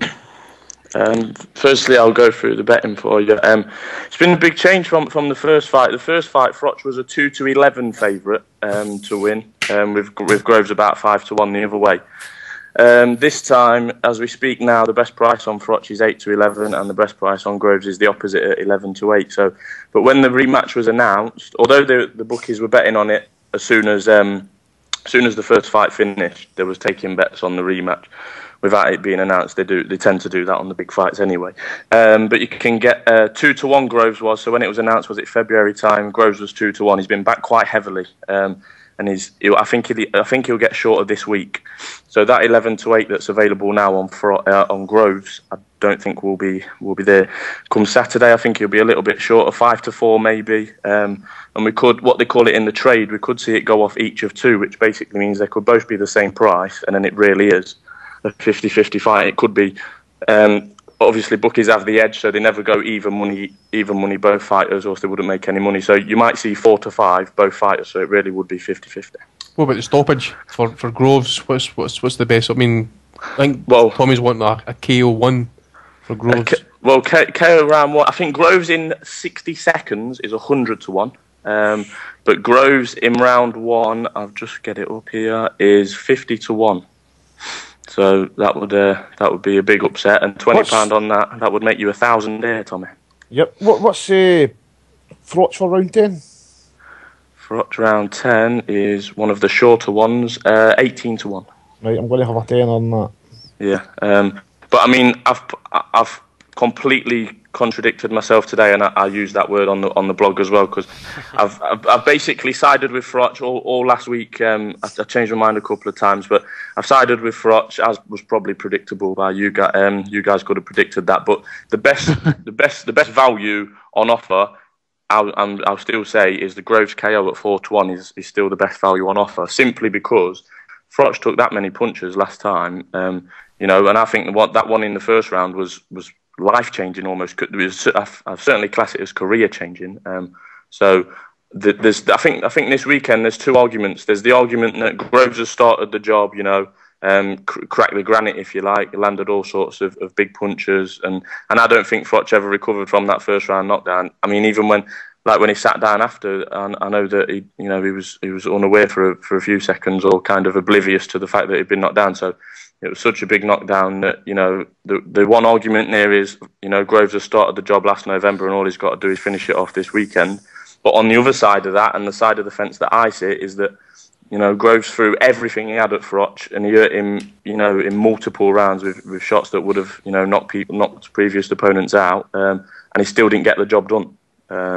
And we know that the stoppage was controversial, but he still didn't get the job done. And I think Froch will be more switched on at the start of the fight this time. Adam, how do you think the games are going this time around? I mean, because Froch obviously said he was affected the first time around. He's got a sports psychologist. I don't know if you've seen the program so far, but how do you think he's dealing with it, or is he doing better or worse, or what? I think he's been a lot better. I think it's quite easy to see. I think most people will come to that conclusion. And I saw last night. I thought he had a blinder last night. I thought Froch played that really well. He's made Groves look a fool a couple of times. He got a bit petty when Groves stumbled his words, and Froch tried to say, what it's easy for you to say, not in a school ground. But I think he's handled it a lot better. I mean, a lot's been made of this sports psychologist, but I mean, at the top level of sport, there'll be the England lads in Miami and Brazil in the next few weeks. Will probably be, Wayne Rooney will probably be having a chat to a sports psychologist. It won't make headline news. So, but yeah, he's definitely handled it a lot better. But I mean, there's an argument that has gathered pace. It was the worst Carl Froch and the best George Groves last time. I'm not really buying that because Carl Froch fought Youssef Mack off the back of almost career best win. He fought Youssef Mack and bashed him out in 4 rounds. And I think that, I'd class that fight more difficult to get up for than a Groves fight. Domestic clash, box office, 19,000 fans in Manchester. Well, that's right, because, I mean, you think about it, with all the talk going up that fight, he couldn't wait to get him in the ring, even to bash him up. He's got halitosis, ugly ginger kid, all that sort of stuff. I just think he's just basically covering up for his shortfalls. Yeah, I'm not completely buying that. I do think that, Froch obviously wasn't at his best. Whether that was because he was ill prepared, or because his mind was away, or he's just had a kid, or whatever, I don't believe that. But that might be the excuse given. It might be a genuine excuse. I think he wasn't at his best because George Groves was fucking brilliant. Yeah, that's it. I agree with that. I think that you can say, anyone can say what they want about Froch not looking as good as he wants. Get it right. Groves put him in that position. Groves is the one landing those right hands, countering him straight down the line, just constantly hitting him over and over and making Froch look a piece of shit. And I don't think even Froch on his toughest game would have looked any different that night. Yeah, if Groves could avoid getting hurt, he was always going to be a bad style match-up for Carroll going into the fight. But I mean, what we have to remember is within 2 minutes of the first bell going, all game plans went out the window for both parties, because although Groves got off to a fantastic start, he was at the end of the first round, instead of going back and if he wouldn't have scored the knockdown, build in and saying carry on, we'll get him eventually. They're going back and thinking, bloody hell, we could get the job done in 2 rounds here. So Groves' game plan has changed significantly. I mean, and obviously Froch's game plan's gone right out the window. He's been knocked down. He was still, like I say, I don't think he recovered from knockdown at all. So he's walking around on stumbling around a little bit. So you can be pretty certain that ain't going to happen this time. I think Froch is going to come and try and employ the jab a little bit more, and I think it'll be important for him because Groves dictated the action almost throughout, almost all the way up to the stoppage. He dictated the action. He was able to do that little bend at the waist kind of thing, pot shot in, hands down quick, and he did it well. But I think this time Froch is going to try and push him back, like he did to Boutte, educated pressure kind of thing, and then land a few blows and get out of the way. I think that will be his strategy this time. I think I'll be interested to see the weigh-in, because the photos that have been released of Froch recently, he looks like he's overtrained to me. He's looking very, very slight up top. Yeah, I've seen a comment by Groves on Soccer AM yesterday. He was wearing a grey shirt, and he says Froch is actually blending into his shirt. It's actually I actually had to rewind it because I actually missed it, the actual comment he made, but it was quite funny. Was it on the forum who said he looked like a fucking lollipop head? I think it was Kurt that mentioned that. I think was it? No, I'm sure. No, he just looks really sort of, I don't know, not gaunt, but he just looks a bit off. Potentially, he could maybe overtrain for the fight. I really don't know. I mean, he's been doing this a long time now. He knows how to make weight. He's been a pro since he was mid-20s. He's now 36, 37 years old. I think he should know how to make the weight. I don't think he'll overcook it, unless I think he's one of the best trainers in the business. Sorry, yeah. I was just going to say maybe you just don't know. Maybe he might just grow old overnight. Groves went into that first fight believing they could hurt him. This time around, he's going into the fight believing, knowing he can actually go into that fight and actually hurt Froch. But is there going to be something lingering in his mind that he did hurt him, heavily in rounds 1, 3, 4, 5, and still didn't get the job done? Is that going to be in the back of his mind? It could be in the back of his mind. I just think that's the reason why I think maybe Groves will take it on points. I think, as times went by, I felt that maybe Groves needs to go out early and try and smash him out, because I think the longer the fight goes, it might suit Froch. But then if you get the situation where Froch starts slower, like he did against Kessler, looking to box more, Kessler almost caught up with him in the end in that 11th round. He almost kind of got him away. It just didn't have the extra drive or the gas to push him out. If Groves can do that, get him to that stage of the fight and do what Kessler done to him, I think Groves will still have a chance on the cards. I just think the first time around, Adam, they were potentially going to fuck him over on the cards if that fight went a distance the last time, because how anybody could have that 1 point fight the last time, I do not know. Yeah, I said at the time that the biggest travesty there, although the stoppage took the headlines, was the judging. The judging was more of a problem than the stoppage, I thought, last time, because Howard Foster had a split second to make a decision. The guys sitting ringside have had 3 minutes times 8, 9, and they've got it completely wrong. So I think that overall, in the long term, that was the bigger problem. But I think Groves' work is going to obviously be more. If he replicates the work he did in November, he will impress the neutral judges more. I think that goes without question. But yeah, it's a big one. One question I'll just put up to all you guys actually about the referee. I mean, if I was George Groves now, if I've been stopped unfairly in the first fight, and then you get this American ref coming in now I had to look at his record. He's only refereed 5 world title fights. Is this the type of guy you want to be, refereeing your fight with that lack of experience? I mean, a guy like Tony Weeks would be the best option. I don't know, but I mean, if he's only managed 5 world title fights, I doubt that the attendance, if you added all those world title fights together, I'm just guessing, will not add up to 80,000. And whichever way you look at it, the referee could easily be overawed by the situation. No matter if they're cheering for Groves or Froch or both, 80,000 people. It probably his first time in doing a world title fight in Britain. It's a huge occasion. That's it. You need someone who's used to the big time fights, and as Andy said, Tony Weeks or Kenny Bayless, or just anyone who's been on that stage and who's dealt with the top fighters should be dealing with this fight, especially considering the size of the arena, the importance of the fight. It's not just a big British fight; it's a big world fight. I mean, it's one of the biggest fights of the year, and it deserves a referee that stands up to that. I believe we've also got another caller coming on. His name's Tony. Kurt, is he hanging around, mate? Is he ready to come on? Just trying to get him on now. Trying to get him on. I mean, you mentioned about Tony Weeks, for instance. I remember reading an article in Boxing Monthly there. You talk about 80,000 fans, baying for blood, etc. But can you imagine being Tony Weeks? I believe he works as a prison warden. What prison was that again? Yeah. And there was 2 gangs kicking off in the yard. Yeah. He got in between them.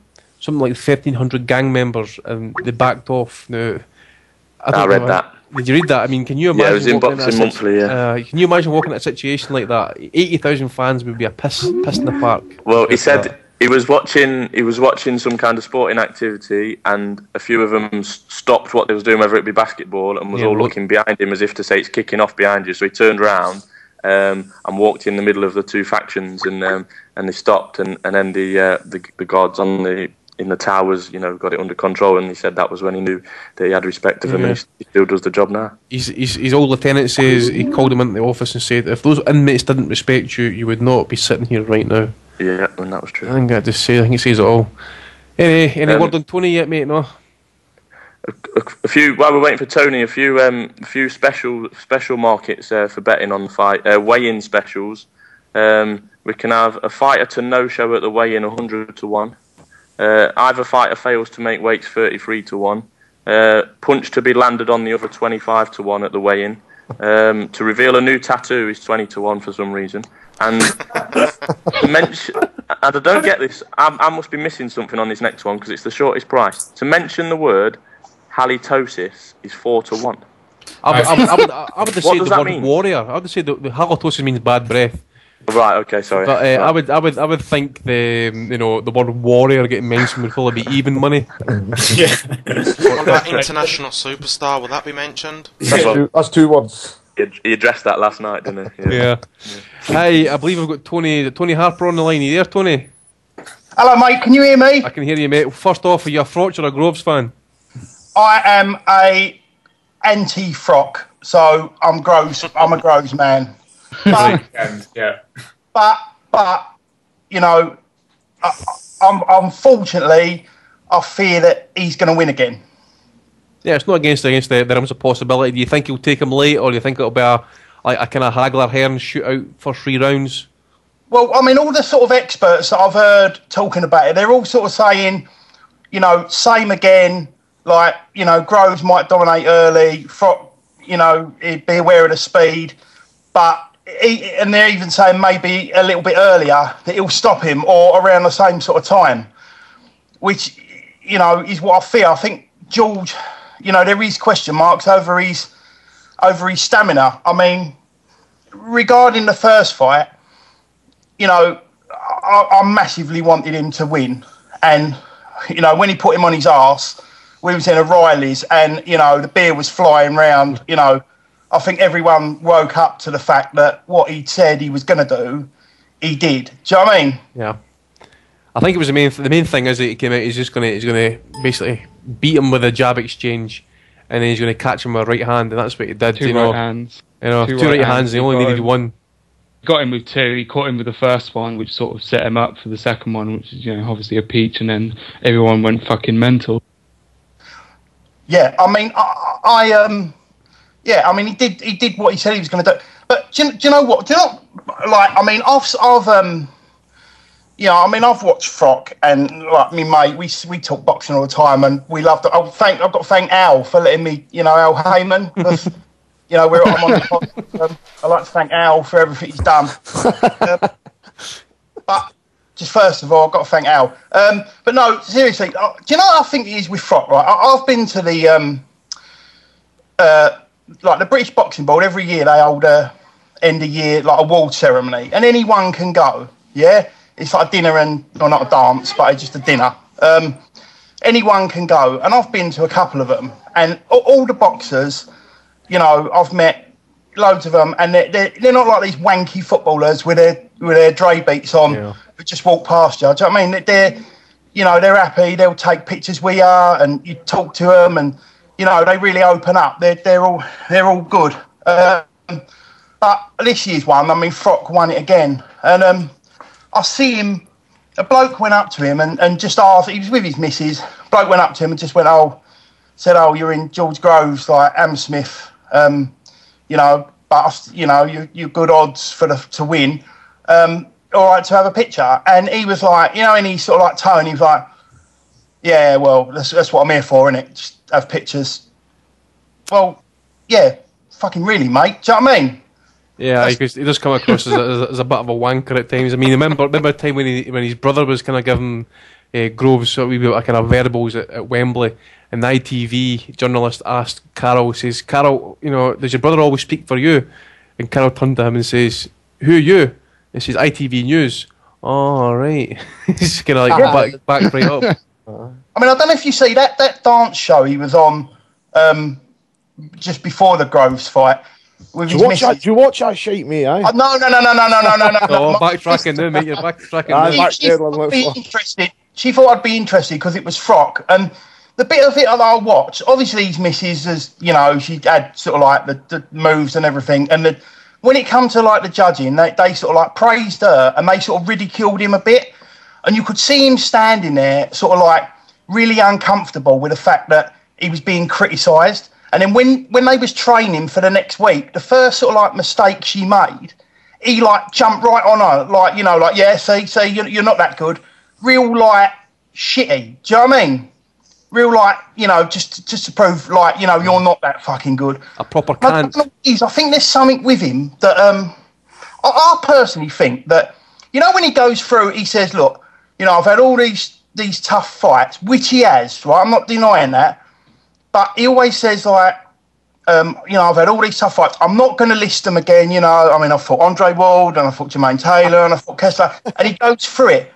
And I think that is because he can't grasp that the British public are not in love with him the same way they was with, like, Ricky Hatton and Frank Bruno. So he feels like Joe Calzaghe. Can you hear me? Yeah, mate, on you go. feels like he's got to remind people of like all the stuff that he has done. It's probably like a thirst for acceptance, and it's probably isn't happening really, you know. Yeah, but what we've got to remember about Froch, he wasn't recognised. Was it Glenn Johnson was his first fight on Sky? I mean, after he gave Abraham an absolute lesson, wasn't even on TV. You know, so maybe he's only got this superstar status since he's been knocking about with Eddie. I said it before, you know, he worked his way up the hard way, and while he was, you know, fighting those type of guys, he had to see, you know, James DeGale and George Groves headlining their own pay-per-view event in front of 20,000 people. So I think that's where the bitterness comes from, especially with a guy like George Groves, and you know, he's had to work for everything, where he thinks those type of guys have had it handed to them. He had it bad with Amir Khan for a couple of years. He was jealous he Khan, wasn't he? He's not on Sky this week, is he, Khan? Possibly. I mean, they need more brain dead people on that show. Well, we need more Belly of the Week, so hopefully. Yeah. I mean, you'll probably get Hay on there as well. That's right. He's got a newborn baby. He'll probably be in the house doing the family thing with Amir, or he might be out shagging again. Who knows? Or he might be on Skype. Might be on Skype, Tommy, aye. With Donny. Well, I've got Khan's 3-1 to win the Bellew of the Week next week with me. 3-1. Okay. 3-1. Yeah, Jim Watt's favourite. Eddie Hearn and Halling are joint second favourites. Yeah, Halling's my pick. What's Jim Watt going to see to get the Belly of the Week? His legs have gone bang on the chin. He's been in the gymnasium. Watch what will go total hyperbole next week. Anybody who pulls off a fancy shot or slips out of distance when someone throws a punch and stuff like that, he'll just come in his pants. Tony, before we let you go, mate, cards on the table. What is going to be the result next week? I hope a Groves win. I might do that reverse psychology where I put 50 quid on Froch to win in the, you know, like, so that if he does win, at least I'll come out with something. Do you know what I mean? Yeah. I really hope he don't. I really hope he don't. And then Jules gets out the ring and beats the shit out of his brother as well. Do you know what I mean? I think everybody wants to see that happen. Yes, I can. Anyway, Tony, before you let you go, you got a quick point to make on Bellew? Yeah, I mean, that last week was fucking hilarious after they passed back over to him after Cleverly's interview. I mean, it was just, it was gold, wasn't it? I mean, he's give you enough, you could do like 3 intros with the amount of stuff that he was spouting out. But again, with him, it's like when he fights people, he has to create that sort of like hatred of his opponent. He's not like Manny, where he can sort of like sit there and smile and you know, thank God and thank, you know, that they'll both be healthy after the fight. He has to create that, you know, I'm going to fucking kill him, going to fucking, you know, do the he has to create that. That Scouse accent, fucking bro. Don't he? Like, he has to create that like hatred. And like, you know, I mean, you look at Manny, you know, he walks in the ring, you know, smiling, touching gloves. He beats the fuck out of people. He beats the fuck out of people. I'm not being funny. Like, Kovalev, you know, when he said the other week, he don't need to stay there about Stevens and go, you know, I'm gonna put him in a grave. I'm gonna fucking do this. I'm gonna rip his fucking head off. He don't need to say that. He just says, ha ha ha, you shit. Do you know what I mean? Like, and you know that there's like, if they fight, that he's gonna wanna, like, you know, he's gonna wanna fucking knock his head off. Fights don't need all this. You know, don't get me wrong, it does sell fights, but like people have been saying with this Froch Groves thing, I mean, Sky this week, it's going to be incessant every day, you know, and I mean, that silly handshake thing, I don't know, I just thought was a bit lame. It doesn't need it. We're all, like, all us hardcore boxing, but I suppose they're aiming for to pull in the, like, as many casuals as they can now. Do you know what I mean? We're all fucking buzzing for it. Do you know what I mean? But they're aiming for you sort of football fans and, you know, the granny down going in co-op and things like that. But you know, I don't think it you know, we're starting to get on all our nerves now. We just want the fight. Do you know what I mean? We want the nose to nose at the press conference, the throat slit in, and then the fight. Do you know what I mean? Yeah, well said, mate. Just before you go, mate, what is your Twitter handle? It's Rocco_619. Right, I know you, mate. Can I can I just say one more thing? Mm-hmm. Right. You see all this anti-Cotto hate? Yeah. Yep. Here we go. Don't get me wrong, I'm not his biggest fan and all that, but nowadays everything's like all these. It's like the X Factor and American Idol, whatever. It's not who's the best; it's who you like and who you don't like. Yeah, it's not the person who's the best singer; it's the person with the best story or the sub story. And is it just the reason that you don't like Cotto? Oh, I don't like him because he's a quitter and he's a whiner. Fair enough, but I'm a Margarito fan, so. And his son's a bit suspect as well, and so is Quickle. So anyway, moving on. Sorry, mate. Honestly, mate, thanks for your time. That was some comedy guys, gold for there, letting me mate. on. Yeah, look forward to speaking soon. Call on again, mate. Yep. Cheers, mate. Thanks, Thanks guys. a lot. Cheers, mate. See you later, mate. Thank you, mate. Anybody want to follow him on Twitter? It's Rocco_619. He also under the tag of La Flama Blanca, I believe it is. I think I've been speaking to him on and off on Twitter, so I like Tony. He's all right. He's fucking quality. Get him on every week. I had a few lines tonight, I know. I was writing them all down feverishly for future reference and that. Dave had to have his Xanax to get on. I think Tony's had a few of the sniffs. I was going to say that. Imagine Dave and Big Dave and Tony in a conversation, man. It's just was so intimidating. People have to take recreational drugs to come on. Oh god. Anyway, I think we've got another caller. His name is it Peter? Paul McAllister. Paul, yeah. I think he'll be on shortly. Once we get our callers and stuff, I'll go around the panel just to get your official predictions and what you think might go differently from the last fight. Got Paul coming on here. Is it Paul McAllister? Yeah. Yeah. Right.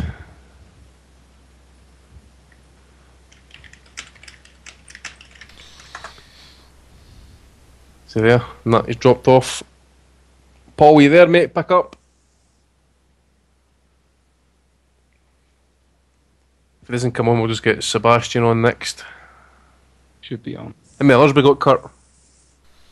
That's about it at the moment. I think another guy said he'd come on, but he hasn't got back to me, so... Right. Paul's typing here, not receiving any call. Just join the call, mate. There should be just look at the button and just join call. Oh, and Jack as well. Jack said he'll come back on. Alright. Jack's still about. I haven't seen him in the chat. I wonder when Mr. Vandal is going to make an appearance. Keep asking him to get on, but it's a Scottish guy, yeah. Aye. Hi guys, can you hear me? Yeah, Paul. Alright, lads, thanks for having me on. No problem, mate. Where are you? Are you a Froch or a Groves fan, first off? I don't like Carl Froch. And I don't really, I don't feel one way or the other about George Groves. How do you feel about Tony Bellew? I used to like him, but I'm finding it impossible now. And that should be a Scouser as well. I'm a Scouser, lads. I'm an Everton fan, but he chats even too much shit for me. I'm sorry. Anyways, mate, first of all, give me your take on the first fight. Was the stoppage legit, or do you think it could have went on a bit longer? And what do you think will come out of the second fight? The stoppage, it was too early, but if I had to put my last pound coin, I think Froch was going to get him out. I think George Groves was definitely hurt, but yeah, it should have gone on about at least another 10 seconds longer to give Groves more of a chance.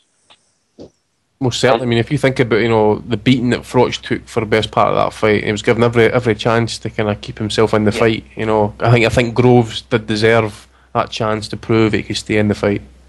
Exactly. The second fight, to be honest, I thought about it. I really think it's Groves' fight to lose. I really do, because I've watched the fight back a couple of times, and how much he dominates Carl Froch for the first 6 or 7 rounds. He just looks leagues above him. You'd think Froch was a journeyman fighting a top prospect. That's how one-sided it was. And Froch only got back in the fight, in my opinion, because Groves got stupid and got in and let his inexperience tell. You know, I think it was the 6th round where he drops his gloves and he sticks his chin out as if to say, "Come on, just hit me."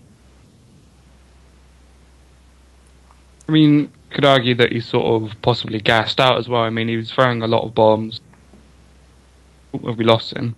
Yeah, I think he had a problem on his end of the call there, I think. Yeah, he seems to have been gone. Getting back on in a minute, I guess. Yeah.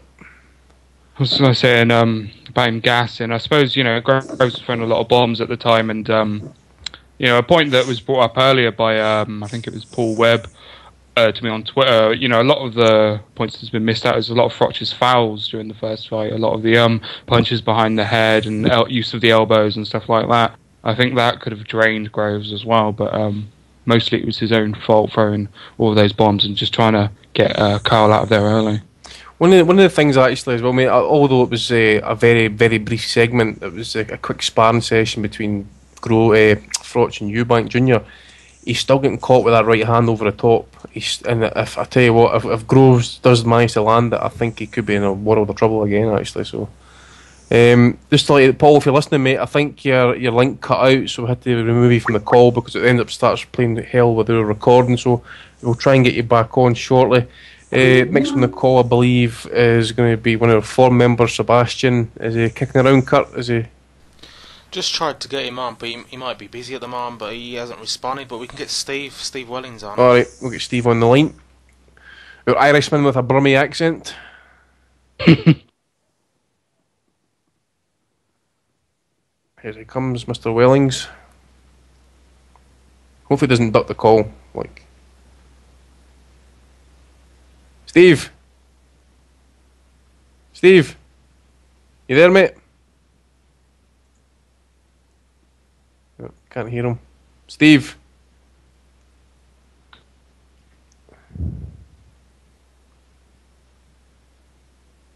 Is he doing a Superman Stevenson? I don't know what he's doing. Steve? I'm here, lads. Can you hear me? Yeah, I know. Anyway, what happened? Sorry, I was going to duck. I didn't know whether I'd come on or not.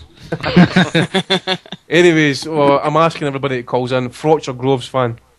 Neither of them. Can't say I'm adhered to either of them, to be honest with you. And the more I see of them on the TV, they're both knobheads. It's one thing. It's one thing that Tony mentioned. Actually, I mean, we're going to have all this shit for the next 4 or 5 days. You know, we've got the tactics. Me, I'm going to miss that tomorrow night actually because I can't watch Johnny Nelson and whoever it is going to be sparring with tomorrow in that wee ring to about fucking tactics. And you've Paul got Smith and Tony Bellew, isn't it, discussing the tactics? Is it? Oh my god! So that Bellew of the weeks they'll be all over the place. Oh, hopefully on the day. Worth people, man. I wonder how many times you'll fit his brother's name Callum into the discussion when they're talking about these two. Anyway, Steve, first off, I was going to ask actually, did you have a look at the referee for this fight? I was just, as I mentioned, I think he's only refereed 5 world title fights. Do you think that's the type of guy you should be looking, to be officiating this fight? Not really, no. Whenever I heard that he was refereeing, I'd never even heard of him. Maybe that's my ignorance, lack of knowledge, but I hadn't even heard of the guy. Looked him up on BoxRec, went back as far as, I think it was Miguel Vasquez and Quintero, wasn't it, the last world title fight he refereed? And other than that, it's been pretty low-level stuff. I think he refereed Pulev, isn't it, the heavyweight against Joey Abel, I think. Yeah, that's right, yeah. The Trout Cotto fight as well, that's it. Oh, did he? Right. Yeah. Well, that's a particularly big one. But I didn't know much about him, and I thought they should have had someone more high profile, maybe a Kenny Bayliss or a Tony Weeks or somebody like that. I was surprised when I heard they give him Fitch the job. I mean, I know Eddie. I mean, we nominated Eddie Hearn for the Bellew of the Week segment a couple of weeks back, maybe last week. He says that Jack Reese stopped the fight against Taverne and Areola too quick. But at the end of the day, Reese is a fighter that lets the fight go on. I mean, if that was if he was in charge of that fight the first time, I think that fight would have went on a wee bit longer though. But do you see the Froch approach any differently, Steve, or do you think Groves is going to go for him, or do you think he'll maybe be more conservative with his punches? I think Groves' biggest chance is maybe in the early rounds, trying to catch Froch again. As the fight wears on, I think it's more Froch's territory. I think in the first fight, Froch was getting to him. I mean, the stoppage was way too early. It was a bullshit stoppage, but And the main beneficiary of the stoppage really was Eddie Hearn, the man you just mentioned, because Howard Foster just put the full stop on the narrative for the rematch. That stoppage was perfect from Hearn's point of view and from Groves' point of view. The only person who I think who didn't want the rematch was Froch. The other, Foster stopping it early because there were so many question marks still left, and Hearn could sell the rematch no problem. So I can't remember what your question was now, but I think Froch will win.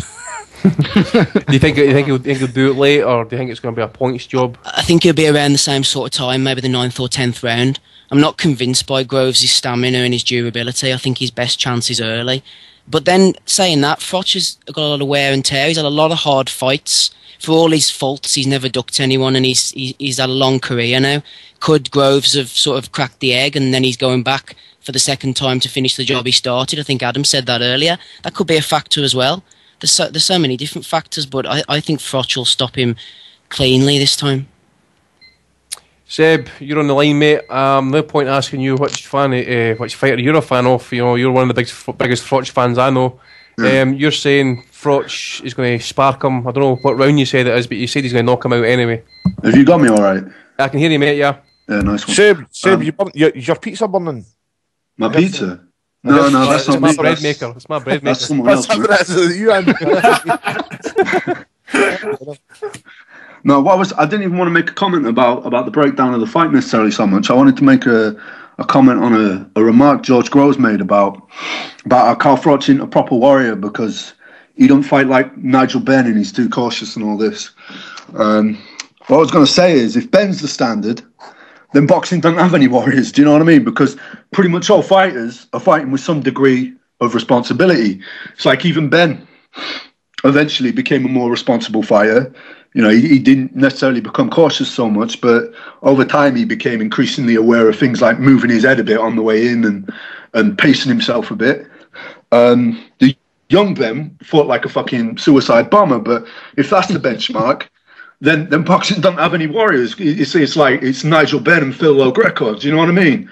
That's all boxing has for warriors. What I was going to say is, like, it isn't even Ben who Froch looks up to. It's Ben's nemesis. Eubank, yeah, who he looks up to, and he models himself more around him. He ain't quite the athlete that Chris was, but his style is more reminiscent of what Eubank did than it is of Ben. And Froch has pointed Eubank out as a guy he looks up to. What I was going to say is, if we're to believe these comments that George Groves has made, it's like, well, Chris Eubank ain't a warrior either, is he? Do you know what I mean? The guy who fought Nigel Benn through a bad laceration and knocked him out, made him his bitch like Mike Watson did. Eubank ain't a warrior either, is he? Because he was cautious. So according to George Groves, Chris ain't a warrior, but in reality, we know he was a tremendous ring warrior. And Carl Froch has challenged himself more throughout his career than Chris Eubank ever did. Do you know what I mean? So how is Carl Froch not a warrior? Do you know what I mean?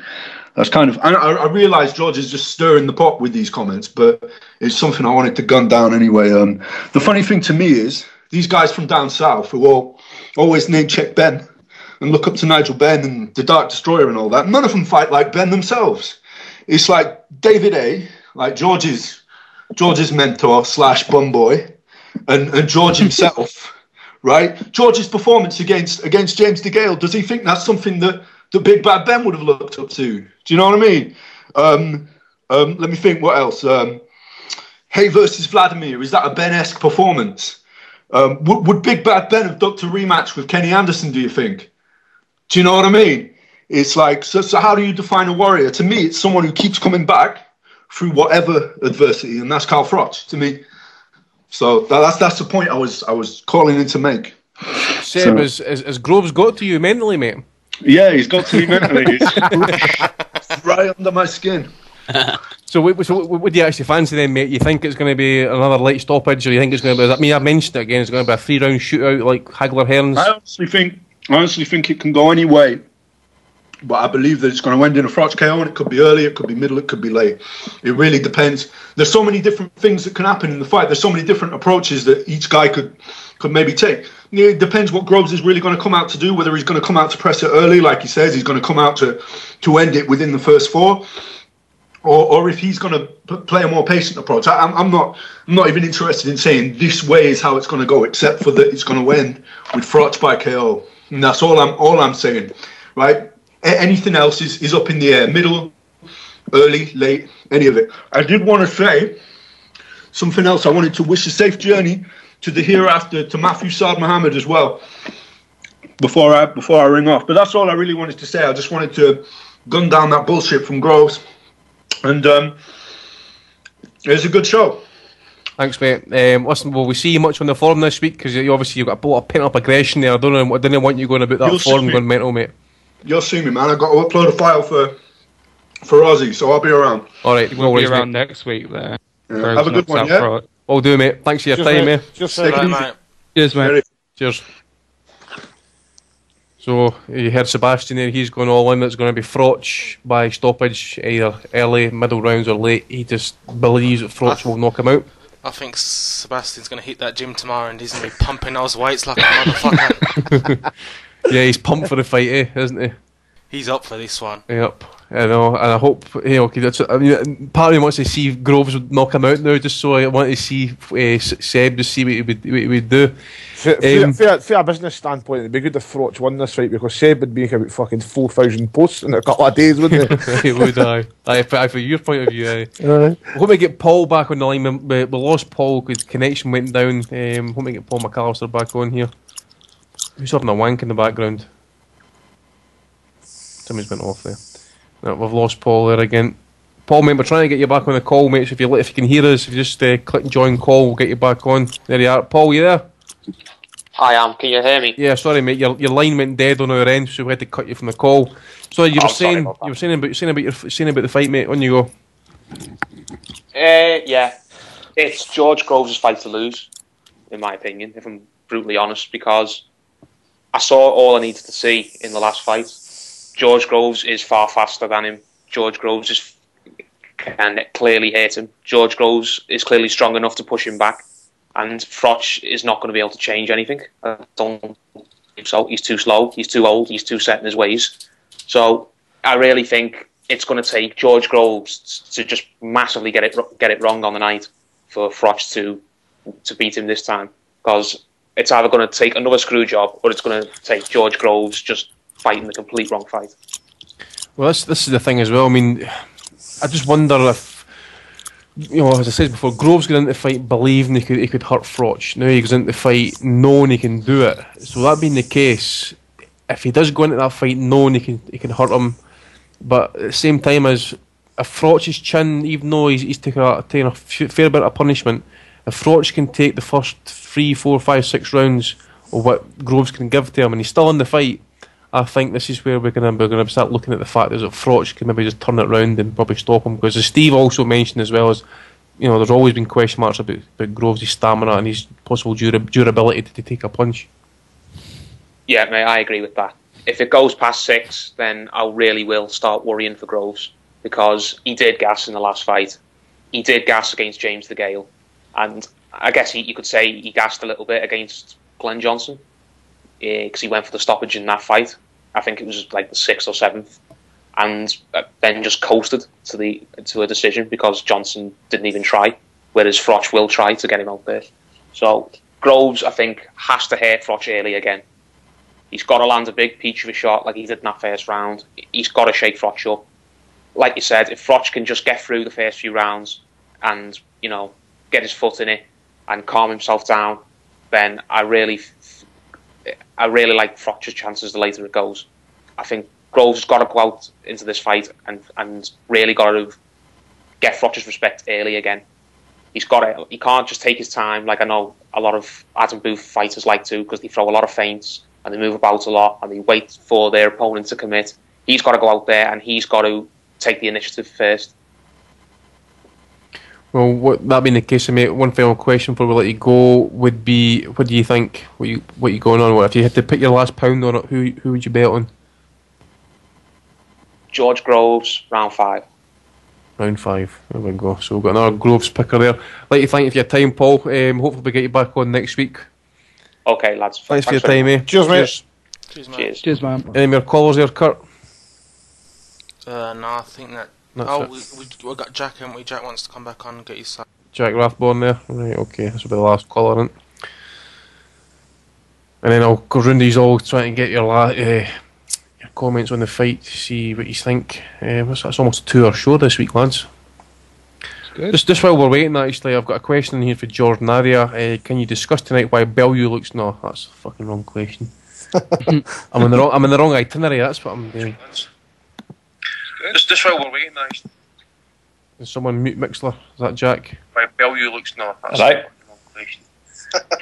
I'm in the wrong itinerary, that's what I'm doing. Jack, mute Mixler, mate.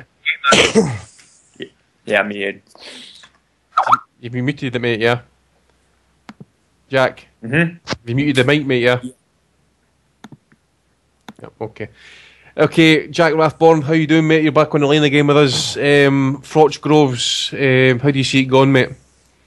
Yeah, I'm a Groves fan. I think like the build up to this fight, I don't think he's endeared any new fans to him. To be honest, I think he's come across a little bit of a dick, to be honest. But yeah, I like the other guy. I like how he introduced himself. I'm an anti-Froch kind of guy. But yeah, I think I was big on Groves all the way up until this week, and I had a few chats with a few people in my gym. Richard Williams, had a chat with him about the fight, and they were big on Froch, and it just gave me cause to pause, really. And I think Froch is actually going to be very dangerous towards the mid to late rounds, and I think all the talk of Groves saying I'm going to get him out in 3, I'm going to get him out in 5. Got to remember that's unprecedented, really, throughout Carl Froch's career. That'd be a massive shock, I think, and I just think that it's all a bit of bullshit from Groves, and it's a bit of a bluff. I think he's going to play it a bit more cautious than he's letting on, and if he does that, I think it does give him the best chance to win. I believe that, actually. I mean, that's why the reason that I did a wee piece. I think we're doing a staff prediction for this fight, and I've been kind of coming and going. Like, I don't know if it's going to be Froch stoppage. I mean, if I had the gun to my head right now, I would probably say Froch by stoppage. But the more the fight comes to it, I think, as you say, I think Groves will box more on the back foot. He'll work the angles. He'll slip underneath. He'll maybe land 1-2 punch combinations. As Adam Duce says, he cannot get greedy with his success. If he knows he's hurt Froch, I think he should maybe just back off, because that's when probably Froch is probably his most dangerous. If you see the first Kessler fight, for instance, swinging for the trenches, etc. I think he's got to basically box intelligently and try and take it on the cards. Yeah, absolutely. I think when we were talking about the odds a little while earlier, I think the 4-1 on the Grove stoppage is attractive from a fan's point of view. It's probably the outcome that the majority of fans want to see. But I think if you use your head a little more, I think, and if you play the percentages, if you're in Groves' camp, I think you're right. What you said, he's just got to use that De Gale game plan rather than the bravado of I hurt him once, therefore if I can replicate that on 3 or 4 times, I'll get him out of there. I think that'll be foolish from Groves, really. So, what's your final prediction then, mate? What are you going for? I'll go with Groves' unanimous decision. Groves UD, so it's another Groves pick. Okay, Jack, thanks for your time, mate. Thanks again for listening, and hopefully back on the show sometime next week. Absolutely, yeah. Great show, guys. Cheers for your time, mate. Thanks. Cheers, mate. Cheers, Jack. Okay, guys, I'll just go at yourselves. What do you think? Kurt, what are you picking, mate? Well, I've said it since the rematch. I didn't think the rematch would happen because I thought Froch would avoid it. He's took it's a fair play to him, but I think this is going to be his last fight. I think Groves is going to stop him inside 5 rounds, and I think I just don't see where else he's going to go. I think that'll be the end of Carl Froch. And as much as I get called a hater, I'll say he had a great career. He's overachieved, and he's been some great fights. And now the torch will be passed to a young British guy, I think. So Groves from 5 rounds. Alex, I think you're picking Groves on points, mate. I've tried to view this fight with as little bias as possible and try to give a fair analysis, but Carl Froch is a fucking wanker, and I'm picking Groves in 6 rounds. fair balance. Well, Mr. Morris, you better go and rejig that article you wrote. Did you know say it on points? No, I said Groves and Sip. All right, okay, fair enough. Tommy, I think if anybody listened to Ringside last week, I've been saying the same stuff for months that Adam Bush's been saying. If George comes out, just boxes him, takes his time, big sniffs, takes his time, and walks behind the jab, uses his right hand, and that he should win the fight. As long as he doesn't overexert himself and gas out in the later rounds, he could win that fight in second gear. He is that much better than Carl Froch. So I've bet on George Groves in points. I'm saying Groves' decision.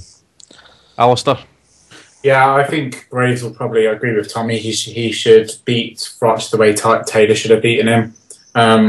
Similar sort of game plan. I agree with what Sebastian said. There's so many variables, and both guys are quite dynamic and can adopt different styles.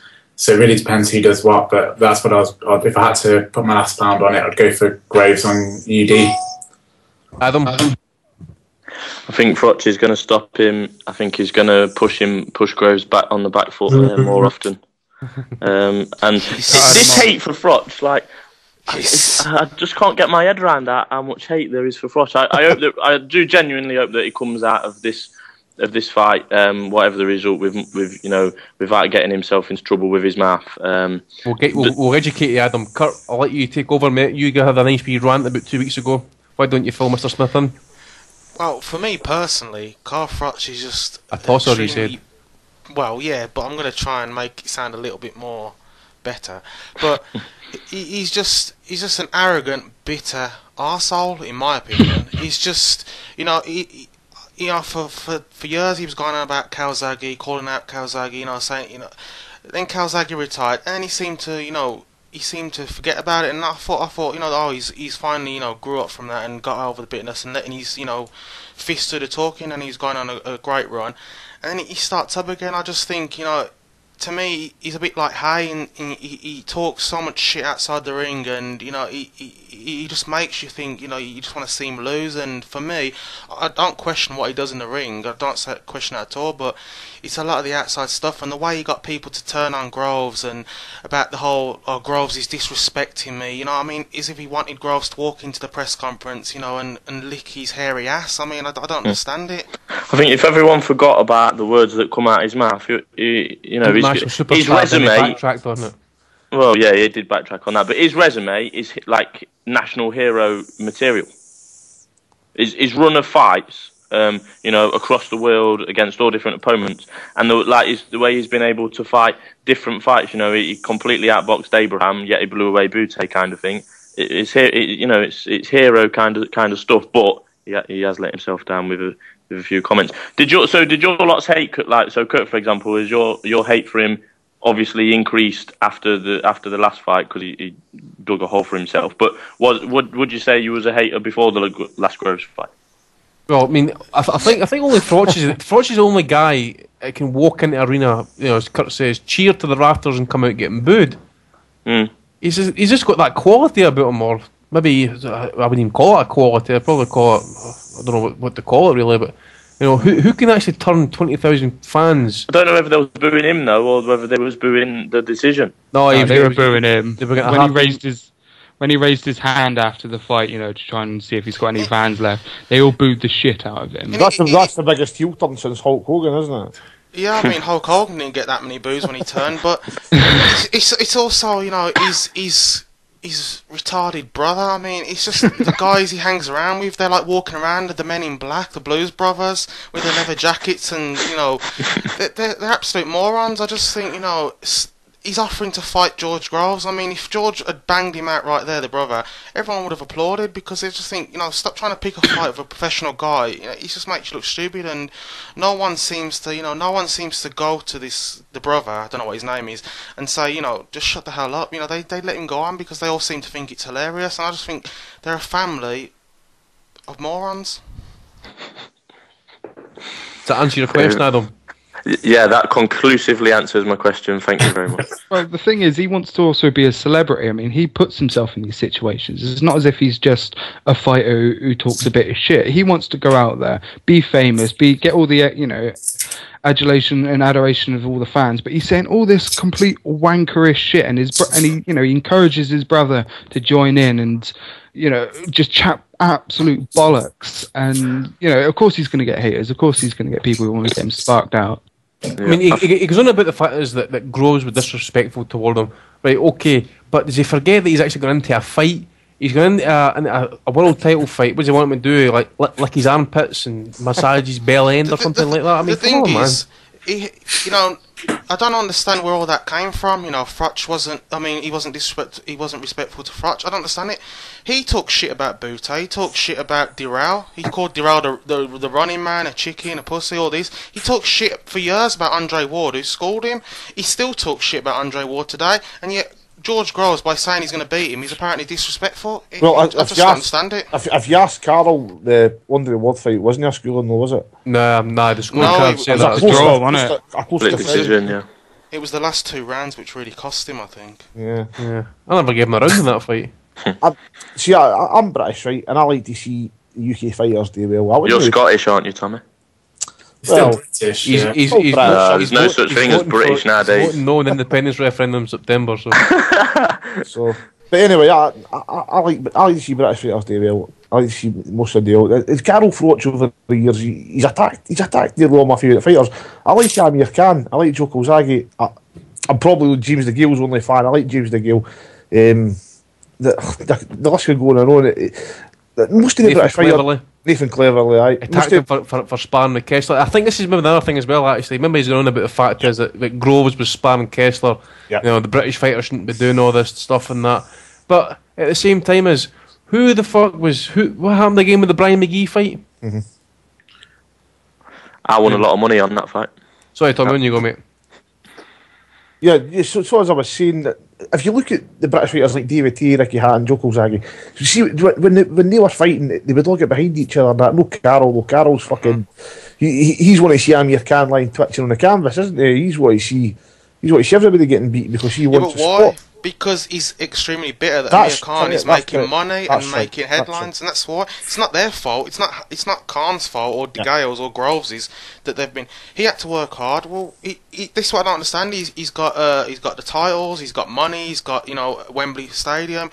He's got a good-looking woman. He's got everything, but he's still extremely bitter. I just don't understand why. I mean, psychoanalysis. He's a shrink's wet dream. Just in case anybody's wondering about what I'm talking about, well, he's also got a bad nose, as Alistair mentioned as well. It's kind of cock-shaped, But as I mentioned, just talk about the contradiction to me. He goes on about Groves and Cleverly going over to Denmark to spar Kessler prior to the rematch. He told Kessler how to beat Brian McGee. Exactly, I was just going to say that. Kessler phones Froch, and Froch tells him how to beat McGee and beats him to the body, right? You're going to say, okay, he's Irish, but I think he's Northern Irish, so technically you can claim he's British, right? So I'm not going to get into the full shebang about that. Steve will tell you all that story. No, don't get involved in that. Yeah, good stuff. Good news.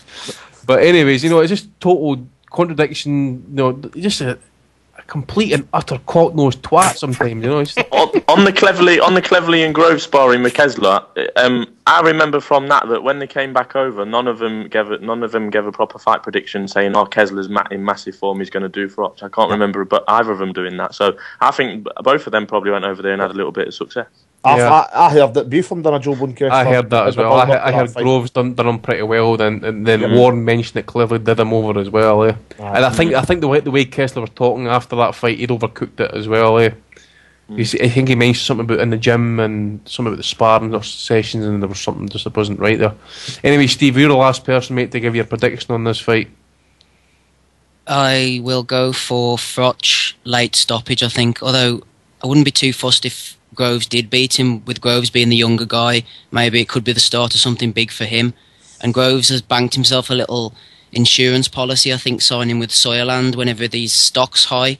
Yeah. If he does get beaten by Froch, he'll maybe go chasing after Kessler or Abraham fights or something, but I'd go for Froch late. And I think, all joking aside now, putting everything to one side on May the 31st, I think the real winner will be Sky Sports and Eddie Hearn. Right. So you're thinking Froch will win that. Just so the listeners know, anyway, is I forgot there's one fight that's coming up that should be a good fight. It's from Mexico. It's for the WBC Super Flyweight title between Sirset Sor Ringaviese, who's the Thai champion. He faces Carlos Cudras. So it should, southpaw. Aye, so it should be a good fight, that one, mate. Because Ringaviese does bring it. He's a full-on action fighter and just takes it to you. So it should be a good fight. That is an amazing fight. Are we not discussing the competitive anti-Joshua Matleg master I think we fight, should you know give what I that at least 15 minutes. I mean, there's a lot of intricacies and... couple of points. Are they not doing a tactics show for that? Max Brannon should be on to discuss that one. Couple of points, fellas. On the blog, I deliberately missed out mentioning the WBA title because I'm still not buying that it's even on the line. I think it's a sham. Which fight is that for, mate? Is that for McDonald? For Froch. Well, and the McDonald, yeah, but for the Froch fight, complete sham. Don't recognise it. I don't ever mention it. Go on. No, sorry, I was going to say they probably will upgrade the winner of it eventually because Andre Ward's such a fucking inactive fighter and he's still tossing about with his promoter and that they'll just strip him and probably upgrade Groves or Froch. And I've been on WBA today and there's not actually a regular champion Froch. On WBA unified, it's unified, and Ward's the super, so there's not actually a regular. It's a joke. So someone could still win the regular one. Yeah. Or I've not a clue. For a fee. For a fee. And also, anyone, I don't know you guys or anyone listening, if they're going down to the weigh-in Friday, it's at Wembley Arena. I've had an email from Matchroom today. They're having what they call a fan zone from 2 p.m. So I'm assuming they're just going to roll out some Matchroom fighters for signings, pictures and interviews. So if anyone's down there, I'll be down there. Hopefully get a few quotes for the site. Just let listeners know, as Wembley Arena is right next to Wembley Stadium, so you can. That's from 2 p.m. on the Friday. The weigh-ins at 3:30 p.m. Just a word to all the grannies that are going to leap up these year. Don't take your handbags with you. And that DeGale fight, I think, is going to be a good fight, a competitive fight. That DeGale could get beat in that fight. Yeah, I've seen the fellas 4-1. Yeah, I've seen a few people picking him for the win. Whoa, wait a minute! Did you say 4 p.m. for the weigh-in? No, weigh-ins 3:30. Fan zone from 2 p.m. All right, so it's 3:30. I just think it's kind of late, is it not? I mean, they're trying to get. Late.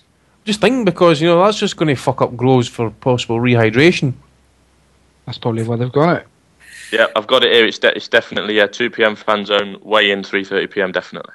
And they'll have all the undercard first weighing in, won't they? So. Yeah, so maybe 4 o'clock for Froch Groves, 4 o'clock weigh in maybe. It may have an effect. I still nearly got 36 that well.